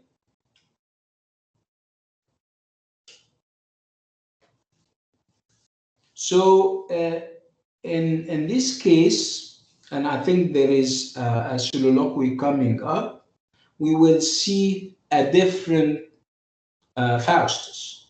When we saw Faustus in the first soliloquy, you have this sense of confidence, you have this sense of command. He is ahead of things and on top of things. He discards all the types of knowledge, and he says that I'm not satisfied with medicine because I cannot raise people from the dead. He refers to other branches and dismisses them. In the second soliloquy, we have a different Faustus, a Faustus who is full of self-doubt, and a Faustus that has inner division. He doesn't know whether what he is in for, what he is going to do is correct or wrong. Okay, he asks himself so many questions, and that would betray his uncertainty about his chosen course of action. He's uncertain, he's unsure of what he is doing. Again, from time to time, he would stop himself, said, be resolute. Be resolute means last. You have thought about it and you have taken up, you have made up your mind, and be resolute about it. Don't think twice about it. And then comes back again and says, this is big what I'm doing. So you have this conflict, you have this wavering, It is as if he is wrestling with his conscience. He feels the urge to repent, and then he stops himself and says, be resolute. Again, he comes to a very serious conclusion at the end. He somehow convinces himself of the fact that whether I repent or not, I'll be thrown into hell. I'll be damned. Then it's as if he's trying to say that damnation is unavoidable, is inevitable. Why? Why is he saying that? He's so because this is actually, yeah, go ahead. it's a big sense or wrong in his religion. Yeah, but he can always repent. My idea is that he does not have this belief that you can always go back. God is merciful. You can make mistakes and errors, but if you go back to God, God will accept you, right? Yes, of course. But it seems here that he is trying to tell us that no matter how hard I try, I will not earn the acceptance and the forgiveness of God. Because maybe he don't have the enough knowledge about God. Yeah, maybe. And maybe he's trying to convince himself that, okay, if I'm damned anyway, if I'm going to be thrown into hell anyway, why don't I enjoy life for 24 years? Why don't I have absolute power? Why don't I have absolute knowledge, absolute pleasure? Right? He's afraid also from the devil because he's already made a pact with him. Yes, yes. But the idea is that you can be who gives you support? Who would give you support if you're afraid of the devil? God. God. Yeah, God, right? So you go back to God and you wouldn't be afraid of anything. But if you believe that whatever you do will not work for you when it comes to God accepting you, so it's a dead end. So he is trying to convince himself that there is no way he can be accepted with God. If I cannot be accepted, so I would opt for pleasure. So if I'm damned, and if I'm going to eventually be thrown into hell anyway, so I might as well accept the offer of the devil. This is what he is trying to say. Again, what he is trying to say is also an idea that was very widespread at the time, that was very prevailing at the time. There was this doctrine, this branch of Christianity that is called Calvinism. And Calvinism is about just that. You don't go to heaven. Heaven means you don't go to paradise according to this offshoot of Christianity. You don't go to paradise through your works, through your good deeds. It's not about giving alms to the poor. It's not about praying. It's not about being kind to people. Okay? It's about what? It's about God's mercy. So you go to heaven as a gift from God and nothing else. So what happens if God does not choose him? This is what he is saying. This is what people are saying at the time. Those who believe in Calvinism at the time would say, so what happens if God does not choose me? Are you getting the idea? So how, let's talk about Islam, for example. In Islam, you do two things, right? You behave good, you pray, right? You fast. Okay, this is one thing. And the other thing is you also hope for the mercy of God, right? Yes. So it's the two things. With Calvinism, no matter how hard you try, you wouldn't earn paradise unless God decides to, right? So, I mean, Faustus and other people are saying, we don't know whether God is going to choose us or not. But if we're not sure, so what to do? I mean, I'll go for the pleasures of life. This is something that I can secure, right? So again, what we're trying to say is that Dr. Faustus is also reflecting ideas, religious ideas that were dominant at the time.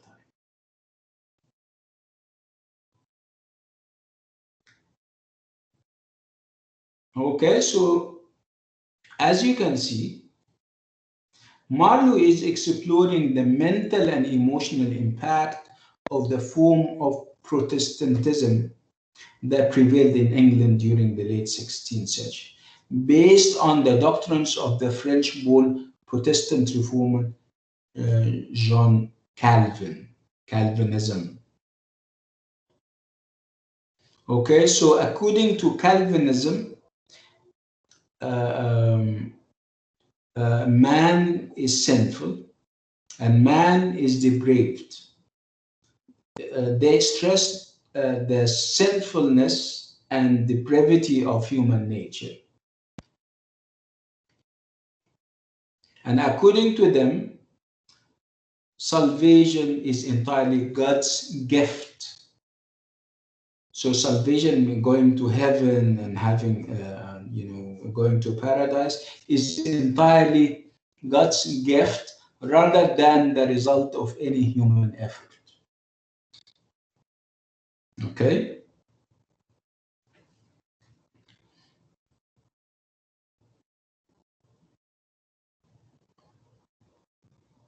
So as you can see, we cannot rule out the possibility that Marlow's Faustus is no more than a depiction of this Calvinist doctrine, and the fact that Dr. Faustus, the tragic hero, is one of the casualties of Calvinism.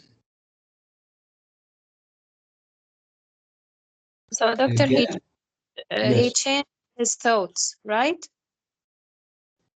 He's wavering. Yeah, I'm sorry for forgetting him. Taima. Taima. He is wavering, and through this wavering, we're having. Marlowe is giving us so many ideas. He's giving us the ideas. He reflects the ideas that were dominant at the time. Yes, I got it. Thank you. You're welcome. Again, this is very insulting for religious sensibilities when people read or watch the play and they see that Dr. Faustus is doubtful of the mercy of God, and he believes that no matter how hard he tries, he wouldn't earn paradise. They will say, this is very insulting. This is bad.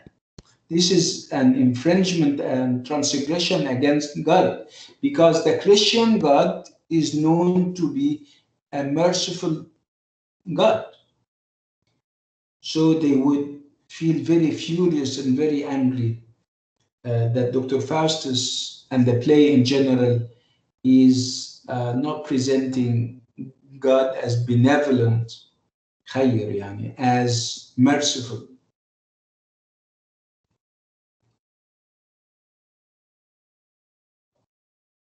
Again,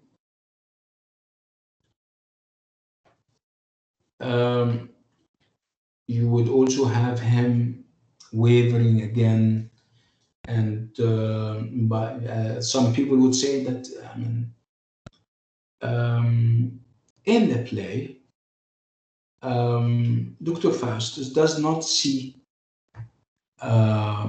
intervention by God. The fact that they believe that in a sense,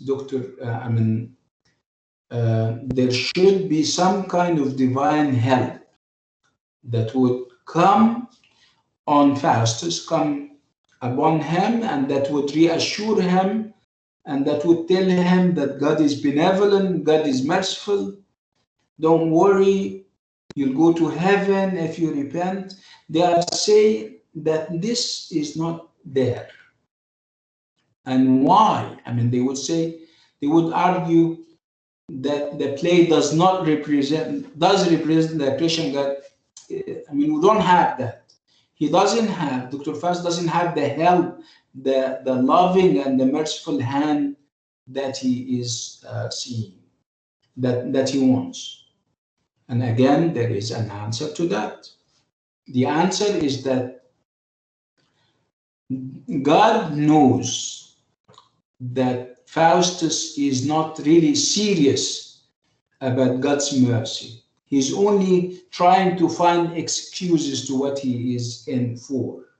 See?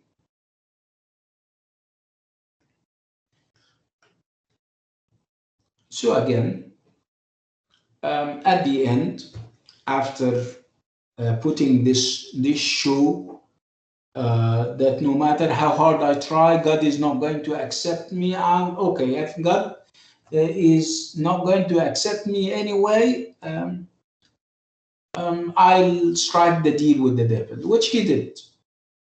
Now, where are we now in Act 3 and Act 4? We are with Faustus, who has been with the devil for some time, and we are now, during the 24 years of absolute everything.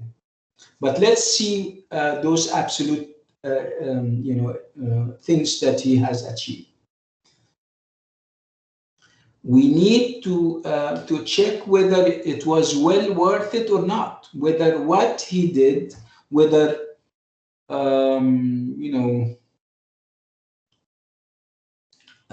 transgressing against God, not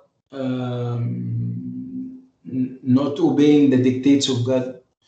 Let's see whether he would achieve whatever he wanted to achieve by disobeying God, whether this happened or not. We will find out that no, it didn't happen, that he didn't achieve what he didn't have absolute power, he didn't have absolute knowledge, he didn't have absolute pleasure. In one of the cases, in one of situations, the devil would decline his request for a wife. At one point, he would ask questions along the lines of who created the world and how, and he would be denied the answer. The devil wouldn't answer him. So you would think of what he did and whether it was worth it or not. Obviously, you will come to the conclusion that it wasn't worth it.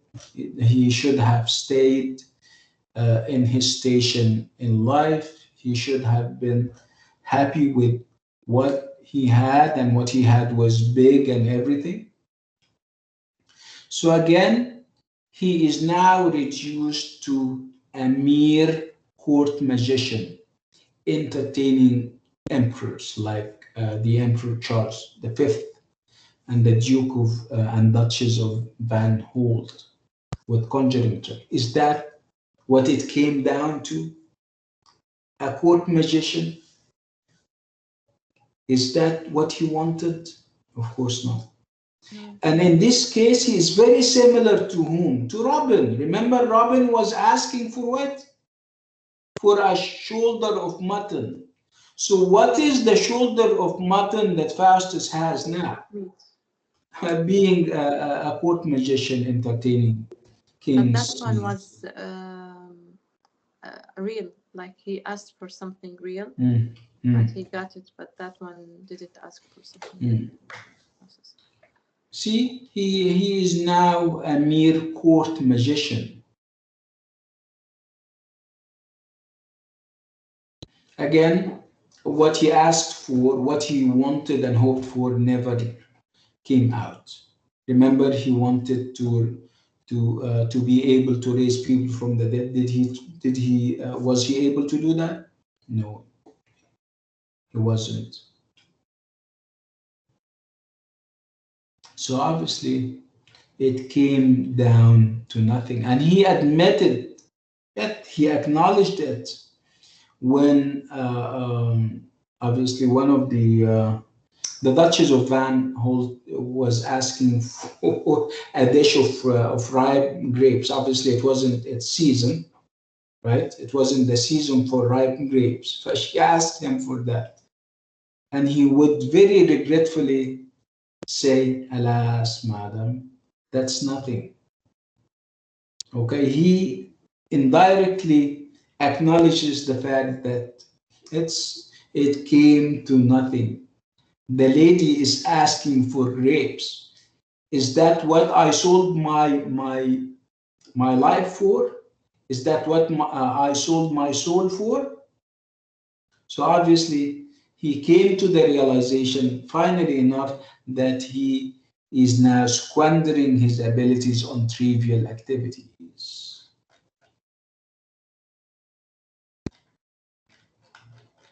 Is that clear, Imam? Yes, doctor. Yes, doctor. Okay, good.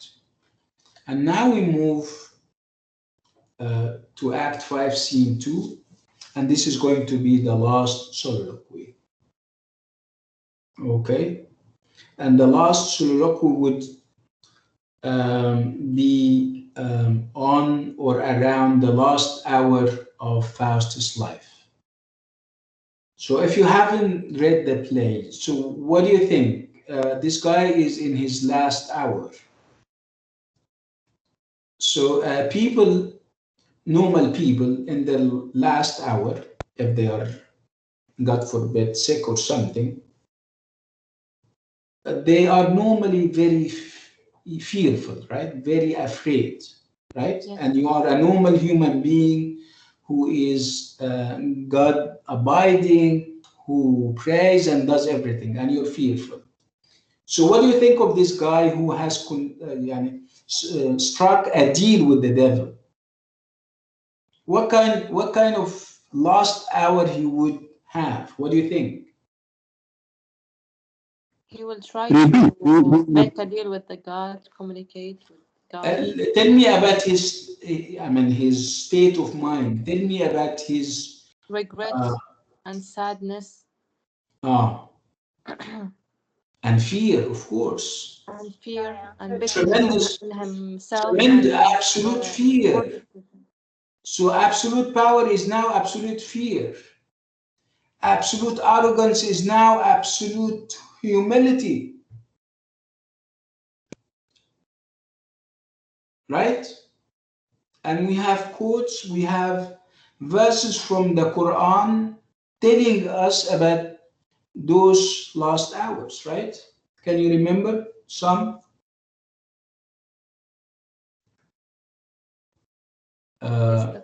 Yes. I mean, my question is, in the Quran vividly portrays those last hours in the life of human beings, especially for the wrongdoers, people who have been away, and it's away in terms of religion, in terms of following and obeying God. In their last hours of fear, they will. إنه يا ليتني كنت ترابا. Excellent, yeah, yes. Say it, يا تيماء, yes. ويقول الكافر يا ليتني كنت ترابا. Right. Do we have other examples? I'm sure we have. يوم يعض الظالم على يديه يقول يا ليتني اتخذت مع الرسول سبيلا. Excellent. Yes. I think we have more, but they are not, I cannot think of, yeah, perhaps we can, this can be something that we need to think about. So many quotes and verses from the Quran that would also communicate this sense of fear when it comes to people dying, especially if they were not on the right path, right? So this is exactly what is happening to Faustus here, and he's not a normal human being. You're talking about a transgressor. You're talking about a law-breaking individual. You're talking about an individual who broke all the boundaries, right? And he made all types of infringements and transgressions. So what kind of hour would it be? It's going to be, yeah, and it's a situation that we wouldn't welcome and we wouldn't think of, right?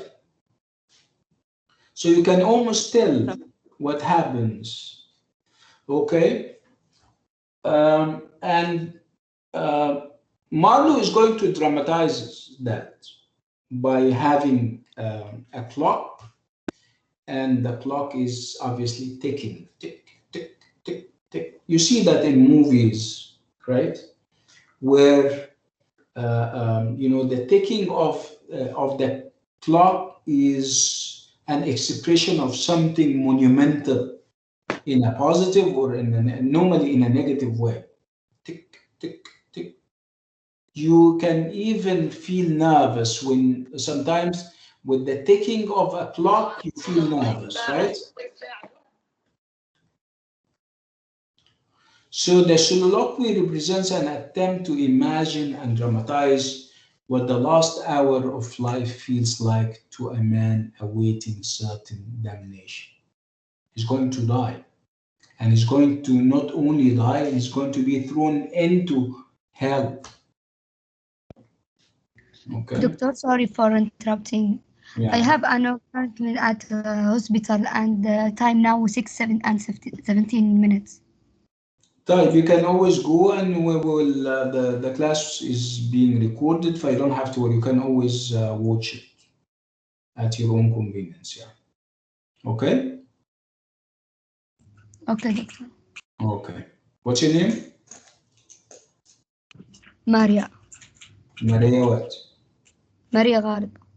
Maria. Okay. Good luck, Maria. Yeah, take care. Huh?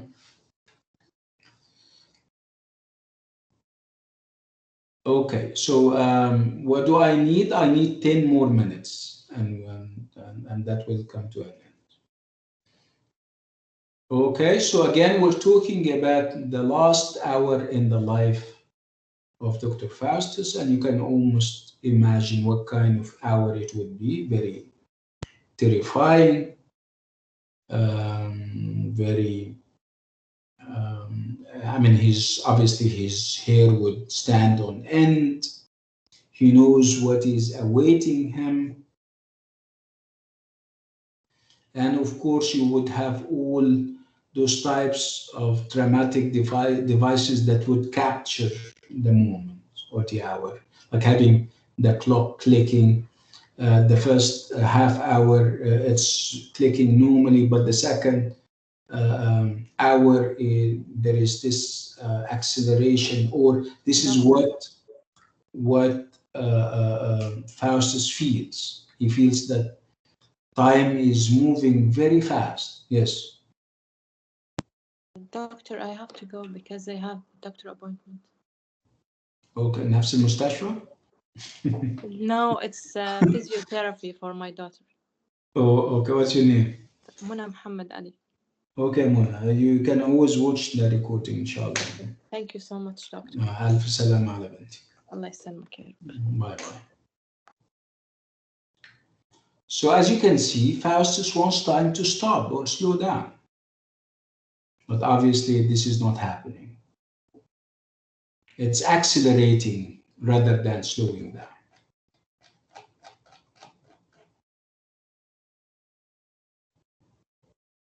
Again, he comes to the realization that no matter how hard he tries, he cannot stop the time. He cannot stop. I mean, his destiny and fate is or inevitable. He has to die, and he has to be thrown into hell. So he started to, plead with God. Okay, it is true that I'll be thrown into hell, but God, can I be in hell for only 1,000 of years, and then I go back and be saved, and I go to heaven? Can you imagine? Remember him in the very beginning. Remember how proud and how arrogant he was? Now he is pleading with God. Yeah, it is true that I'll be damned, but can it be only 1,000 years? And then he despairs again, and he says, oh no, no end is limited to damned souls.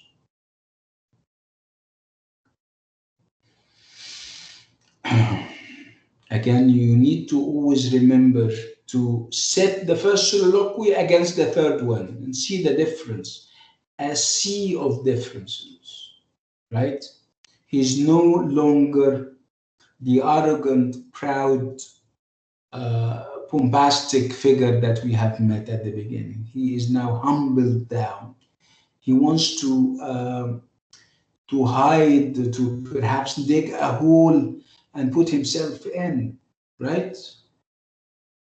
See? He wants to, he doesn't want to be, he wants to be even less than a human being. Remember, he wanted, at the beginning, he wanted to be a mighty God. Now he wants to be less than a human being, because as a human being, he will suffer tremendously and substantially. He wants to be transformed into some brutish beast. He wants to be an animal whose soul would simply dissolve into the elements when it dies. Or who wants his soul to be changed into little water drops and fall into the ocean, never be found. See? Where is this self-assertive spirit that we have seen in the first soliloquy at the beginning of the play? No more.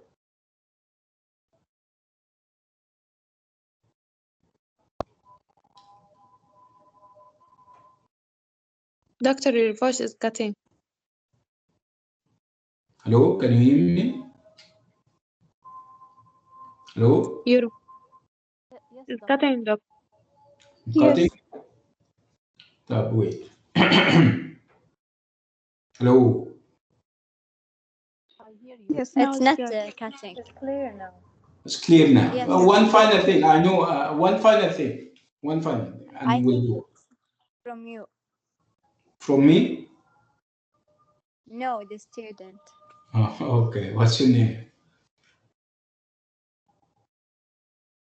Do you have a Me? name? Yes, Yes. yes. Ahud. Aoud what? Ahud Qasim. Okay, Aoud. Okay, so now the wheel comes full circle. We came back to the original question. Remember, we started off by not knowing where to fit the play. Is it a morality play or a tragedy? So as you can see, it can be both. Yes. Can be a morality play when you have remnants of the morality play, when you have the influence of the morality play and the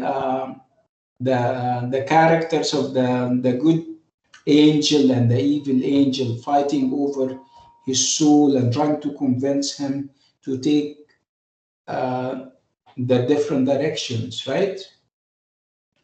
When you have, of course, there's so many morals that we have the play. When you have the moral of the play at the end, and obviously the moral of the play would be not to transgress, not to overreach, not to go beyond your limits and limitations as a human being.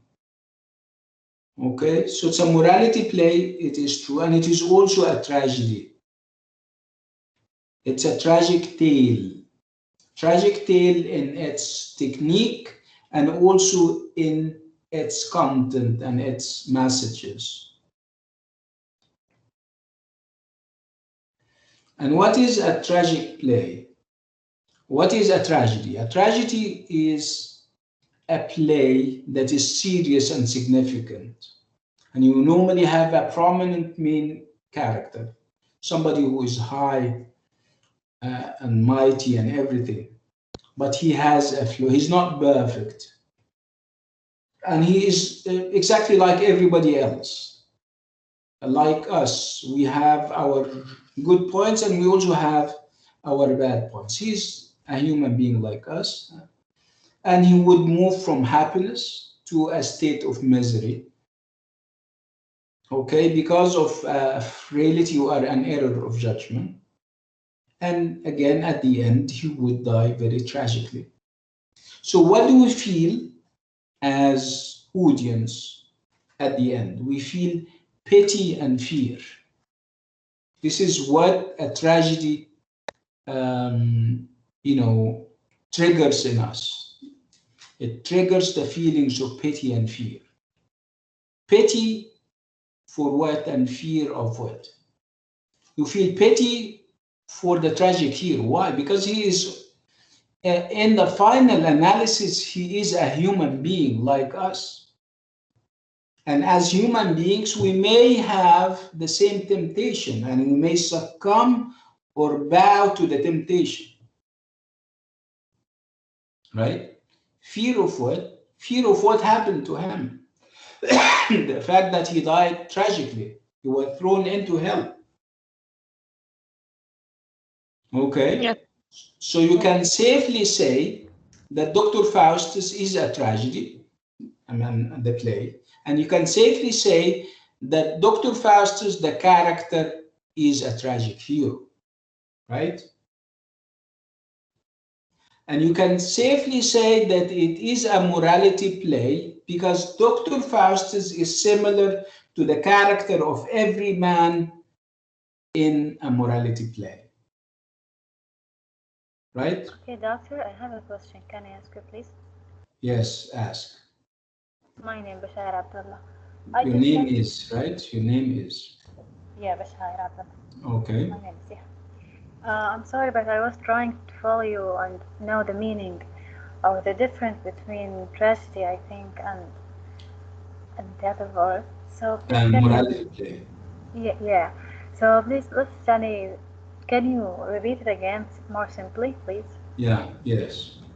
I was talking about where to put the play, where to fit it in what dramatic tradition or traditions it should go. Should it go under morality play or should it go under tragedy? And I said that the play has every reason to be classified as a tragedy, and it has also things that would tie it or bind it to the morality play traditions. We're going to start with the morality play. Remember when we said that morality plays are religious plays that are meant to give us moral lessons. And how do they give us moral lessons? Through abstractions, through qualities on life, good and bad, that are embodied on the stage.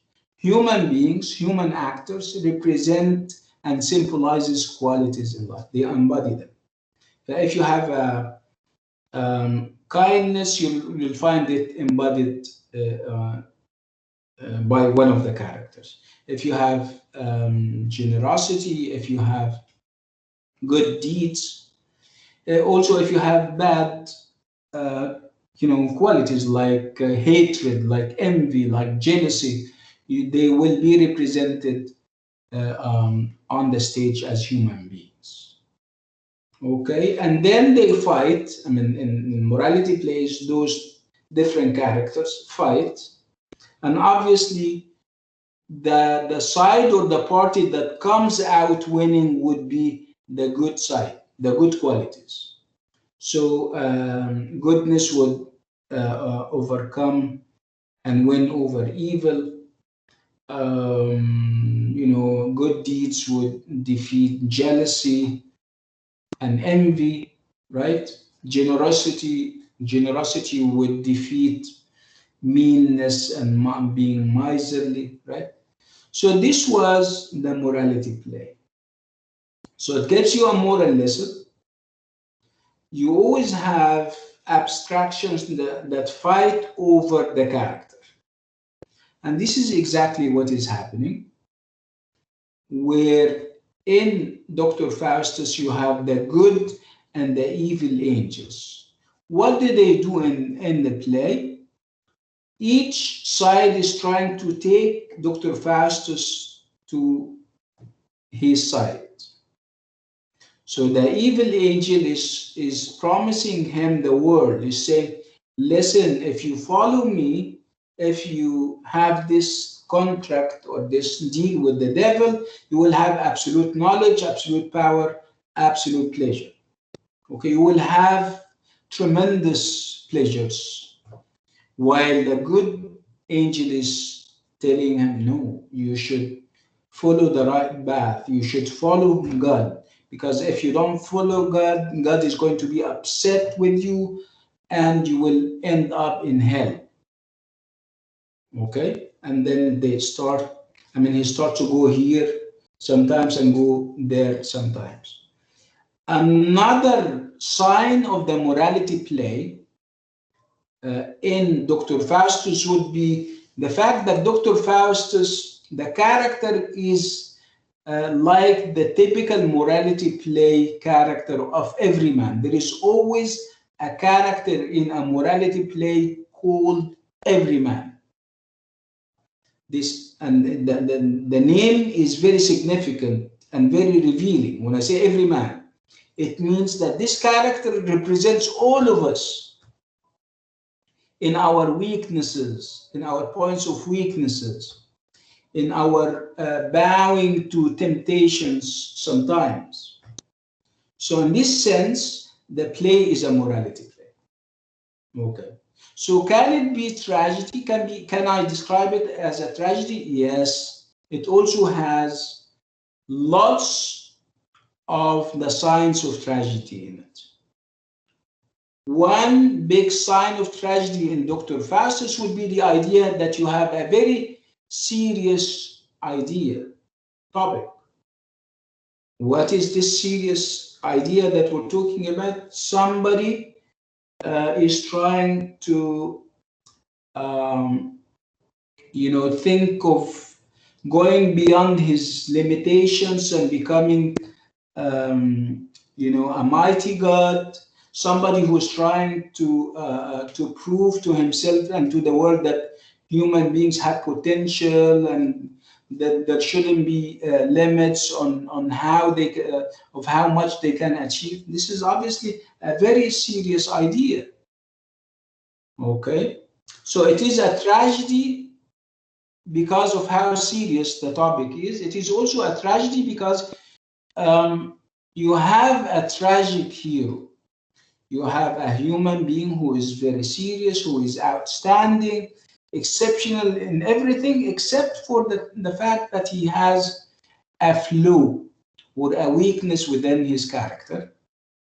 And what is this tragic hero that we have? It's Dr. Faustus. He is outstanding. Remember at the beginning, he mastered all the branches of knowledge and he wants more.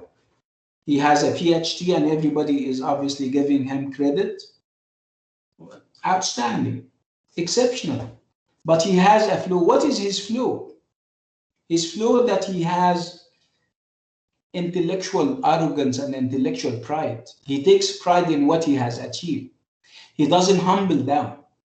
He doesn't believe that there is limits and there are limits and that he has to stop. No, he wants to go beyond. He wants to be able to raise people from the dead. He wants to know who created the world and how? And these are big questions that he shouldn't ask. These are his flaws. These are his weaknesses. What will happen to him? He will make mistakes, fatal as they are. What is his one single overriding error or mistake?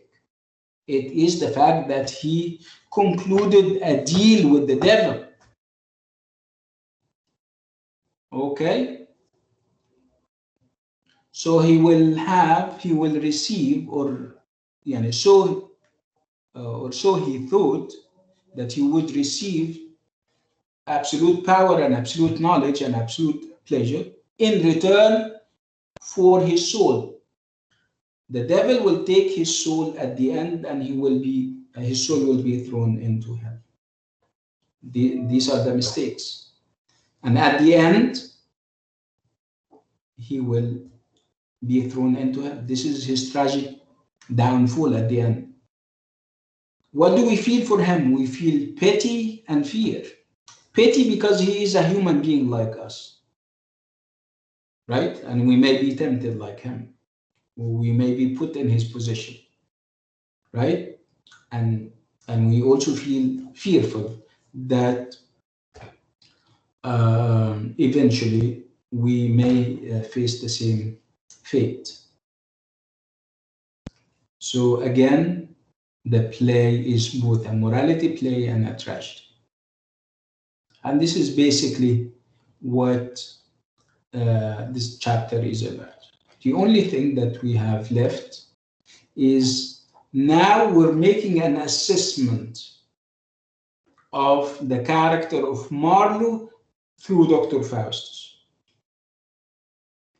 We are trying to see whether Dr. Faustus would support or invalidate the dominant view that Marlowe was an atheist, was a transgressor.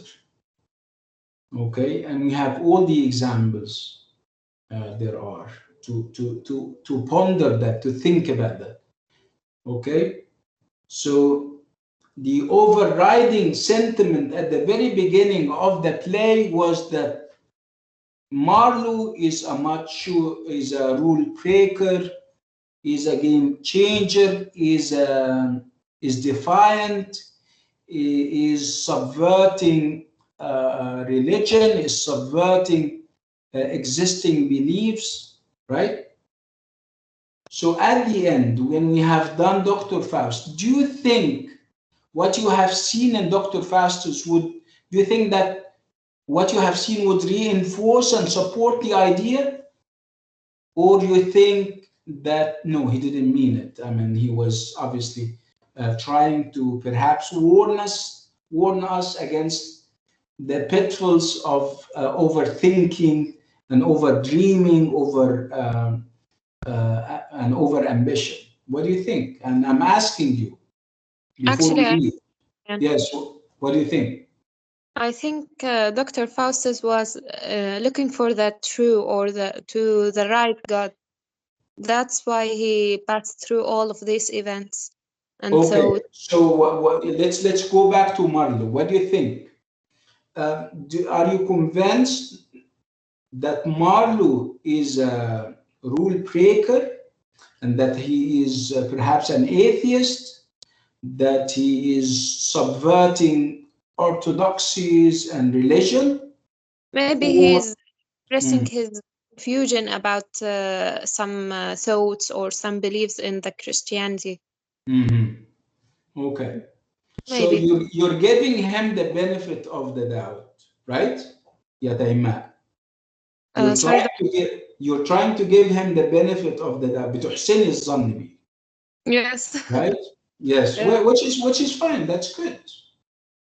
Do we have somebody who believes otherwise, who believes that the play reinforces the impressions that we have, the perceptions that we have of Marlowe as a violating individual, somebody who doesn't settle for easy ends, somebody who subverts cultures, and somebody who subverts the mainstream religion, Somebody who is presenting religion in a negative way? Do we have somebody who supports this notion?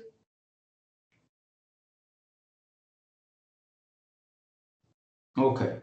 So if excuse me, yeah, go ahead. What's your name? Ahmed. Ahmed. Dr. Ahmed, hi, how are you? Yeah, thank you. You're welcome. Yeah, I think Dr. Marlow himself reminds me of one of the most famous poet in Arabic literature. His name Abu al-Ma'arri. When they say, yes. when they said to him, you are atheist. You don't believe in God. What his response? He wrote a very interesting book under the name of Risalatul Ghufran. Yes, absolutely. Yeah, yes. He gave the people, the reader, the receiver, that he believes in God, but he has some doubts, not about the religion itself, but about the behavior of our as people when we behave in the life, when we want to choose between good and bad, and this is our behavior, this is our belief. We have to correct our ideas. I think when we read this play, maybe it's better than reading a lot of religious books, because yeah, that's interesting. That these are very interesting insights that you're bringing to the conversation, Dr. Ahmed. Yeah, that's true. I mean, the idea is that you normally don't have a problem with the religion, perhaps with the behavior of those who are adhering to religion, to the people who practice religion sometimes. Thank you. Yeah, you're welcome. So again, very interesting and very fresh insights and ideas. And I think we're done. We'll stop on this note and with this item. And inshallah, next time we may have like half an hour. Perhaps you can think about the play and you can come up with your own conclusions and assessments. And then we make the transition to Cezanne. We're doing Cezanne next week, inshallah. Okay? Excuse me, Doctor? Yes, yes. Sure, I have a question, please. Yes. My name is Bashar Abdullah. Your name is Bashar. Your name is Bashar. Your name is. Okay, my name is Bashar Abdullah. Before 3 days, I sent to you um, article about Cleopatra to give me your opinion about. I'll look at it. I normally receive hundreds of.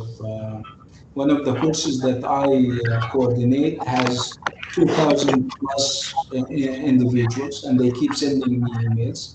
Perhaps your email got kind of mixed up with them, and I didn't see it. I look if you can send it one more time, and I promise I will. Yeah, look sure, at it. I can. Excuse me, Doctor, can you hear me? Okay, thank you. Yes, I can hear you. About yesterday lecture, I didn't get any class time. How do you know if there is any change of the class time? No email, no, not on the LMS. Yeah, you can always join the group, the WhatsApp group that we have. Okay, how can I join it? Can you help him? Okay, I'll tell you what. I can send you my mobile number. Yeah, and I can give it to the people on the email group, and they can add. Yes, no problem. No problem. Okay. Thank you. Okay, Rama. So on this note and with this item, we'll come to the end of today's class. Thank you so much, and I'll see you next week, inshallah. Bye-bye.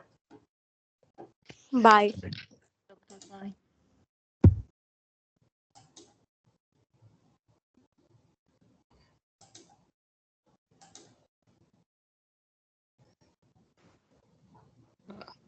Please Please, Doctor,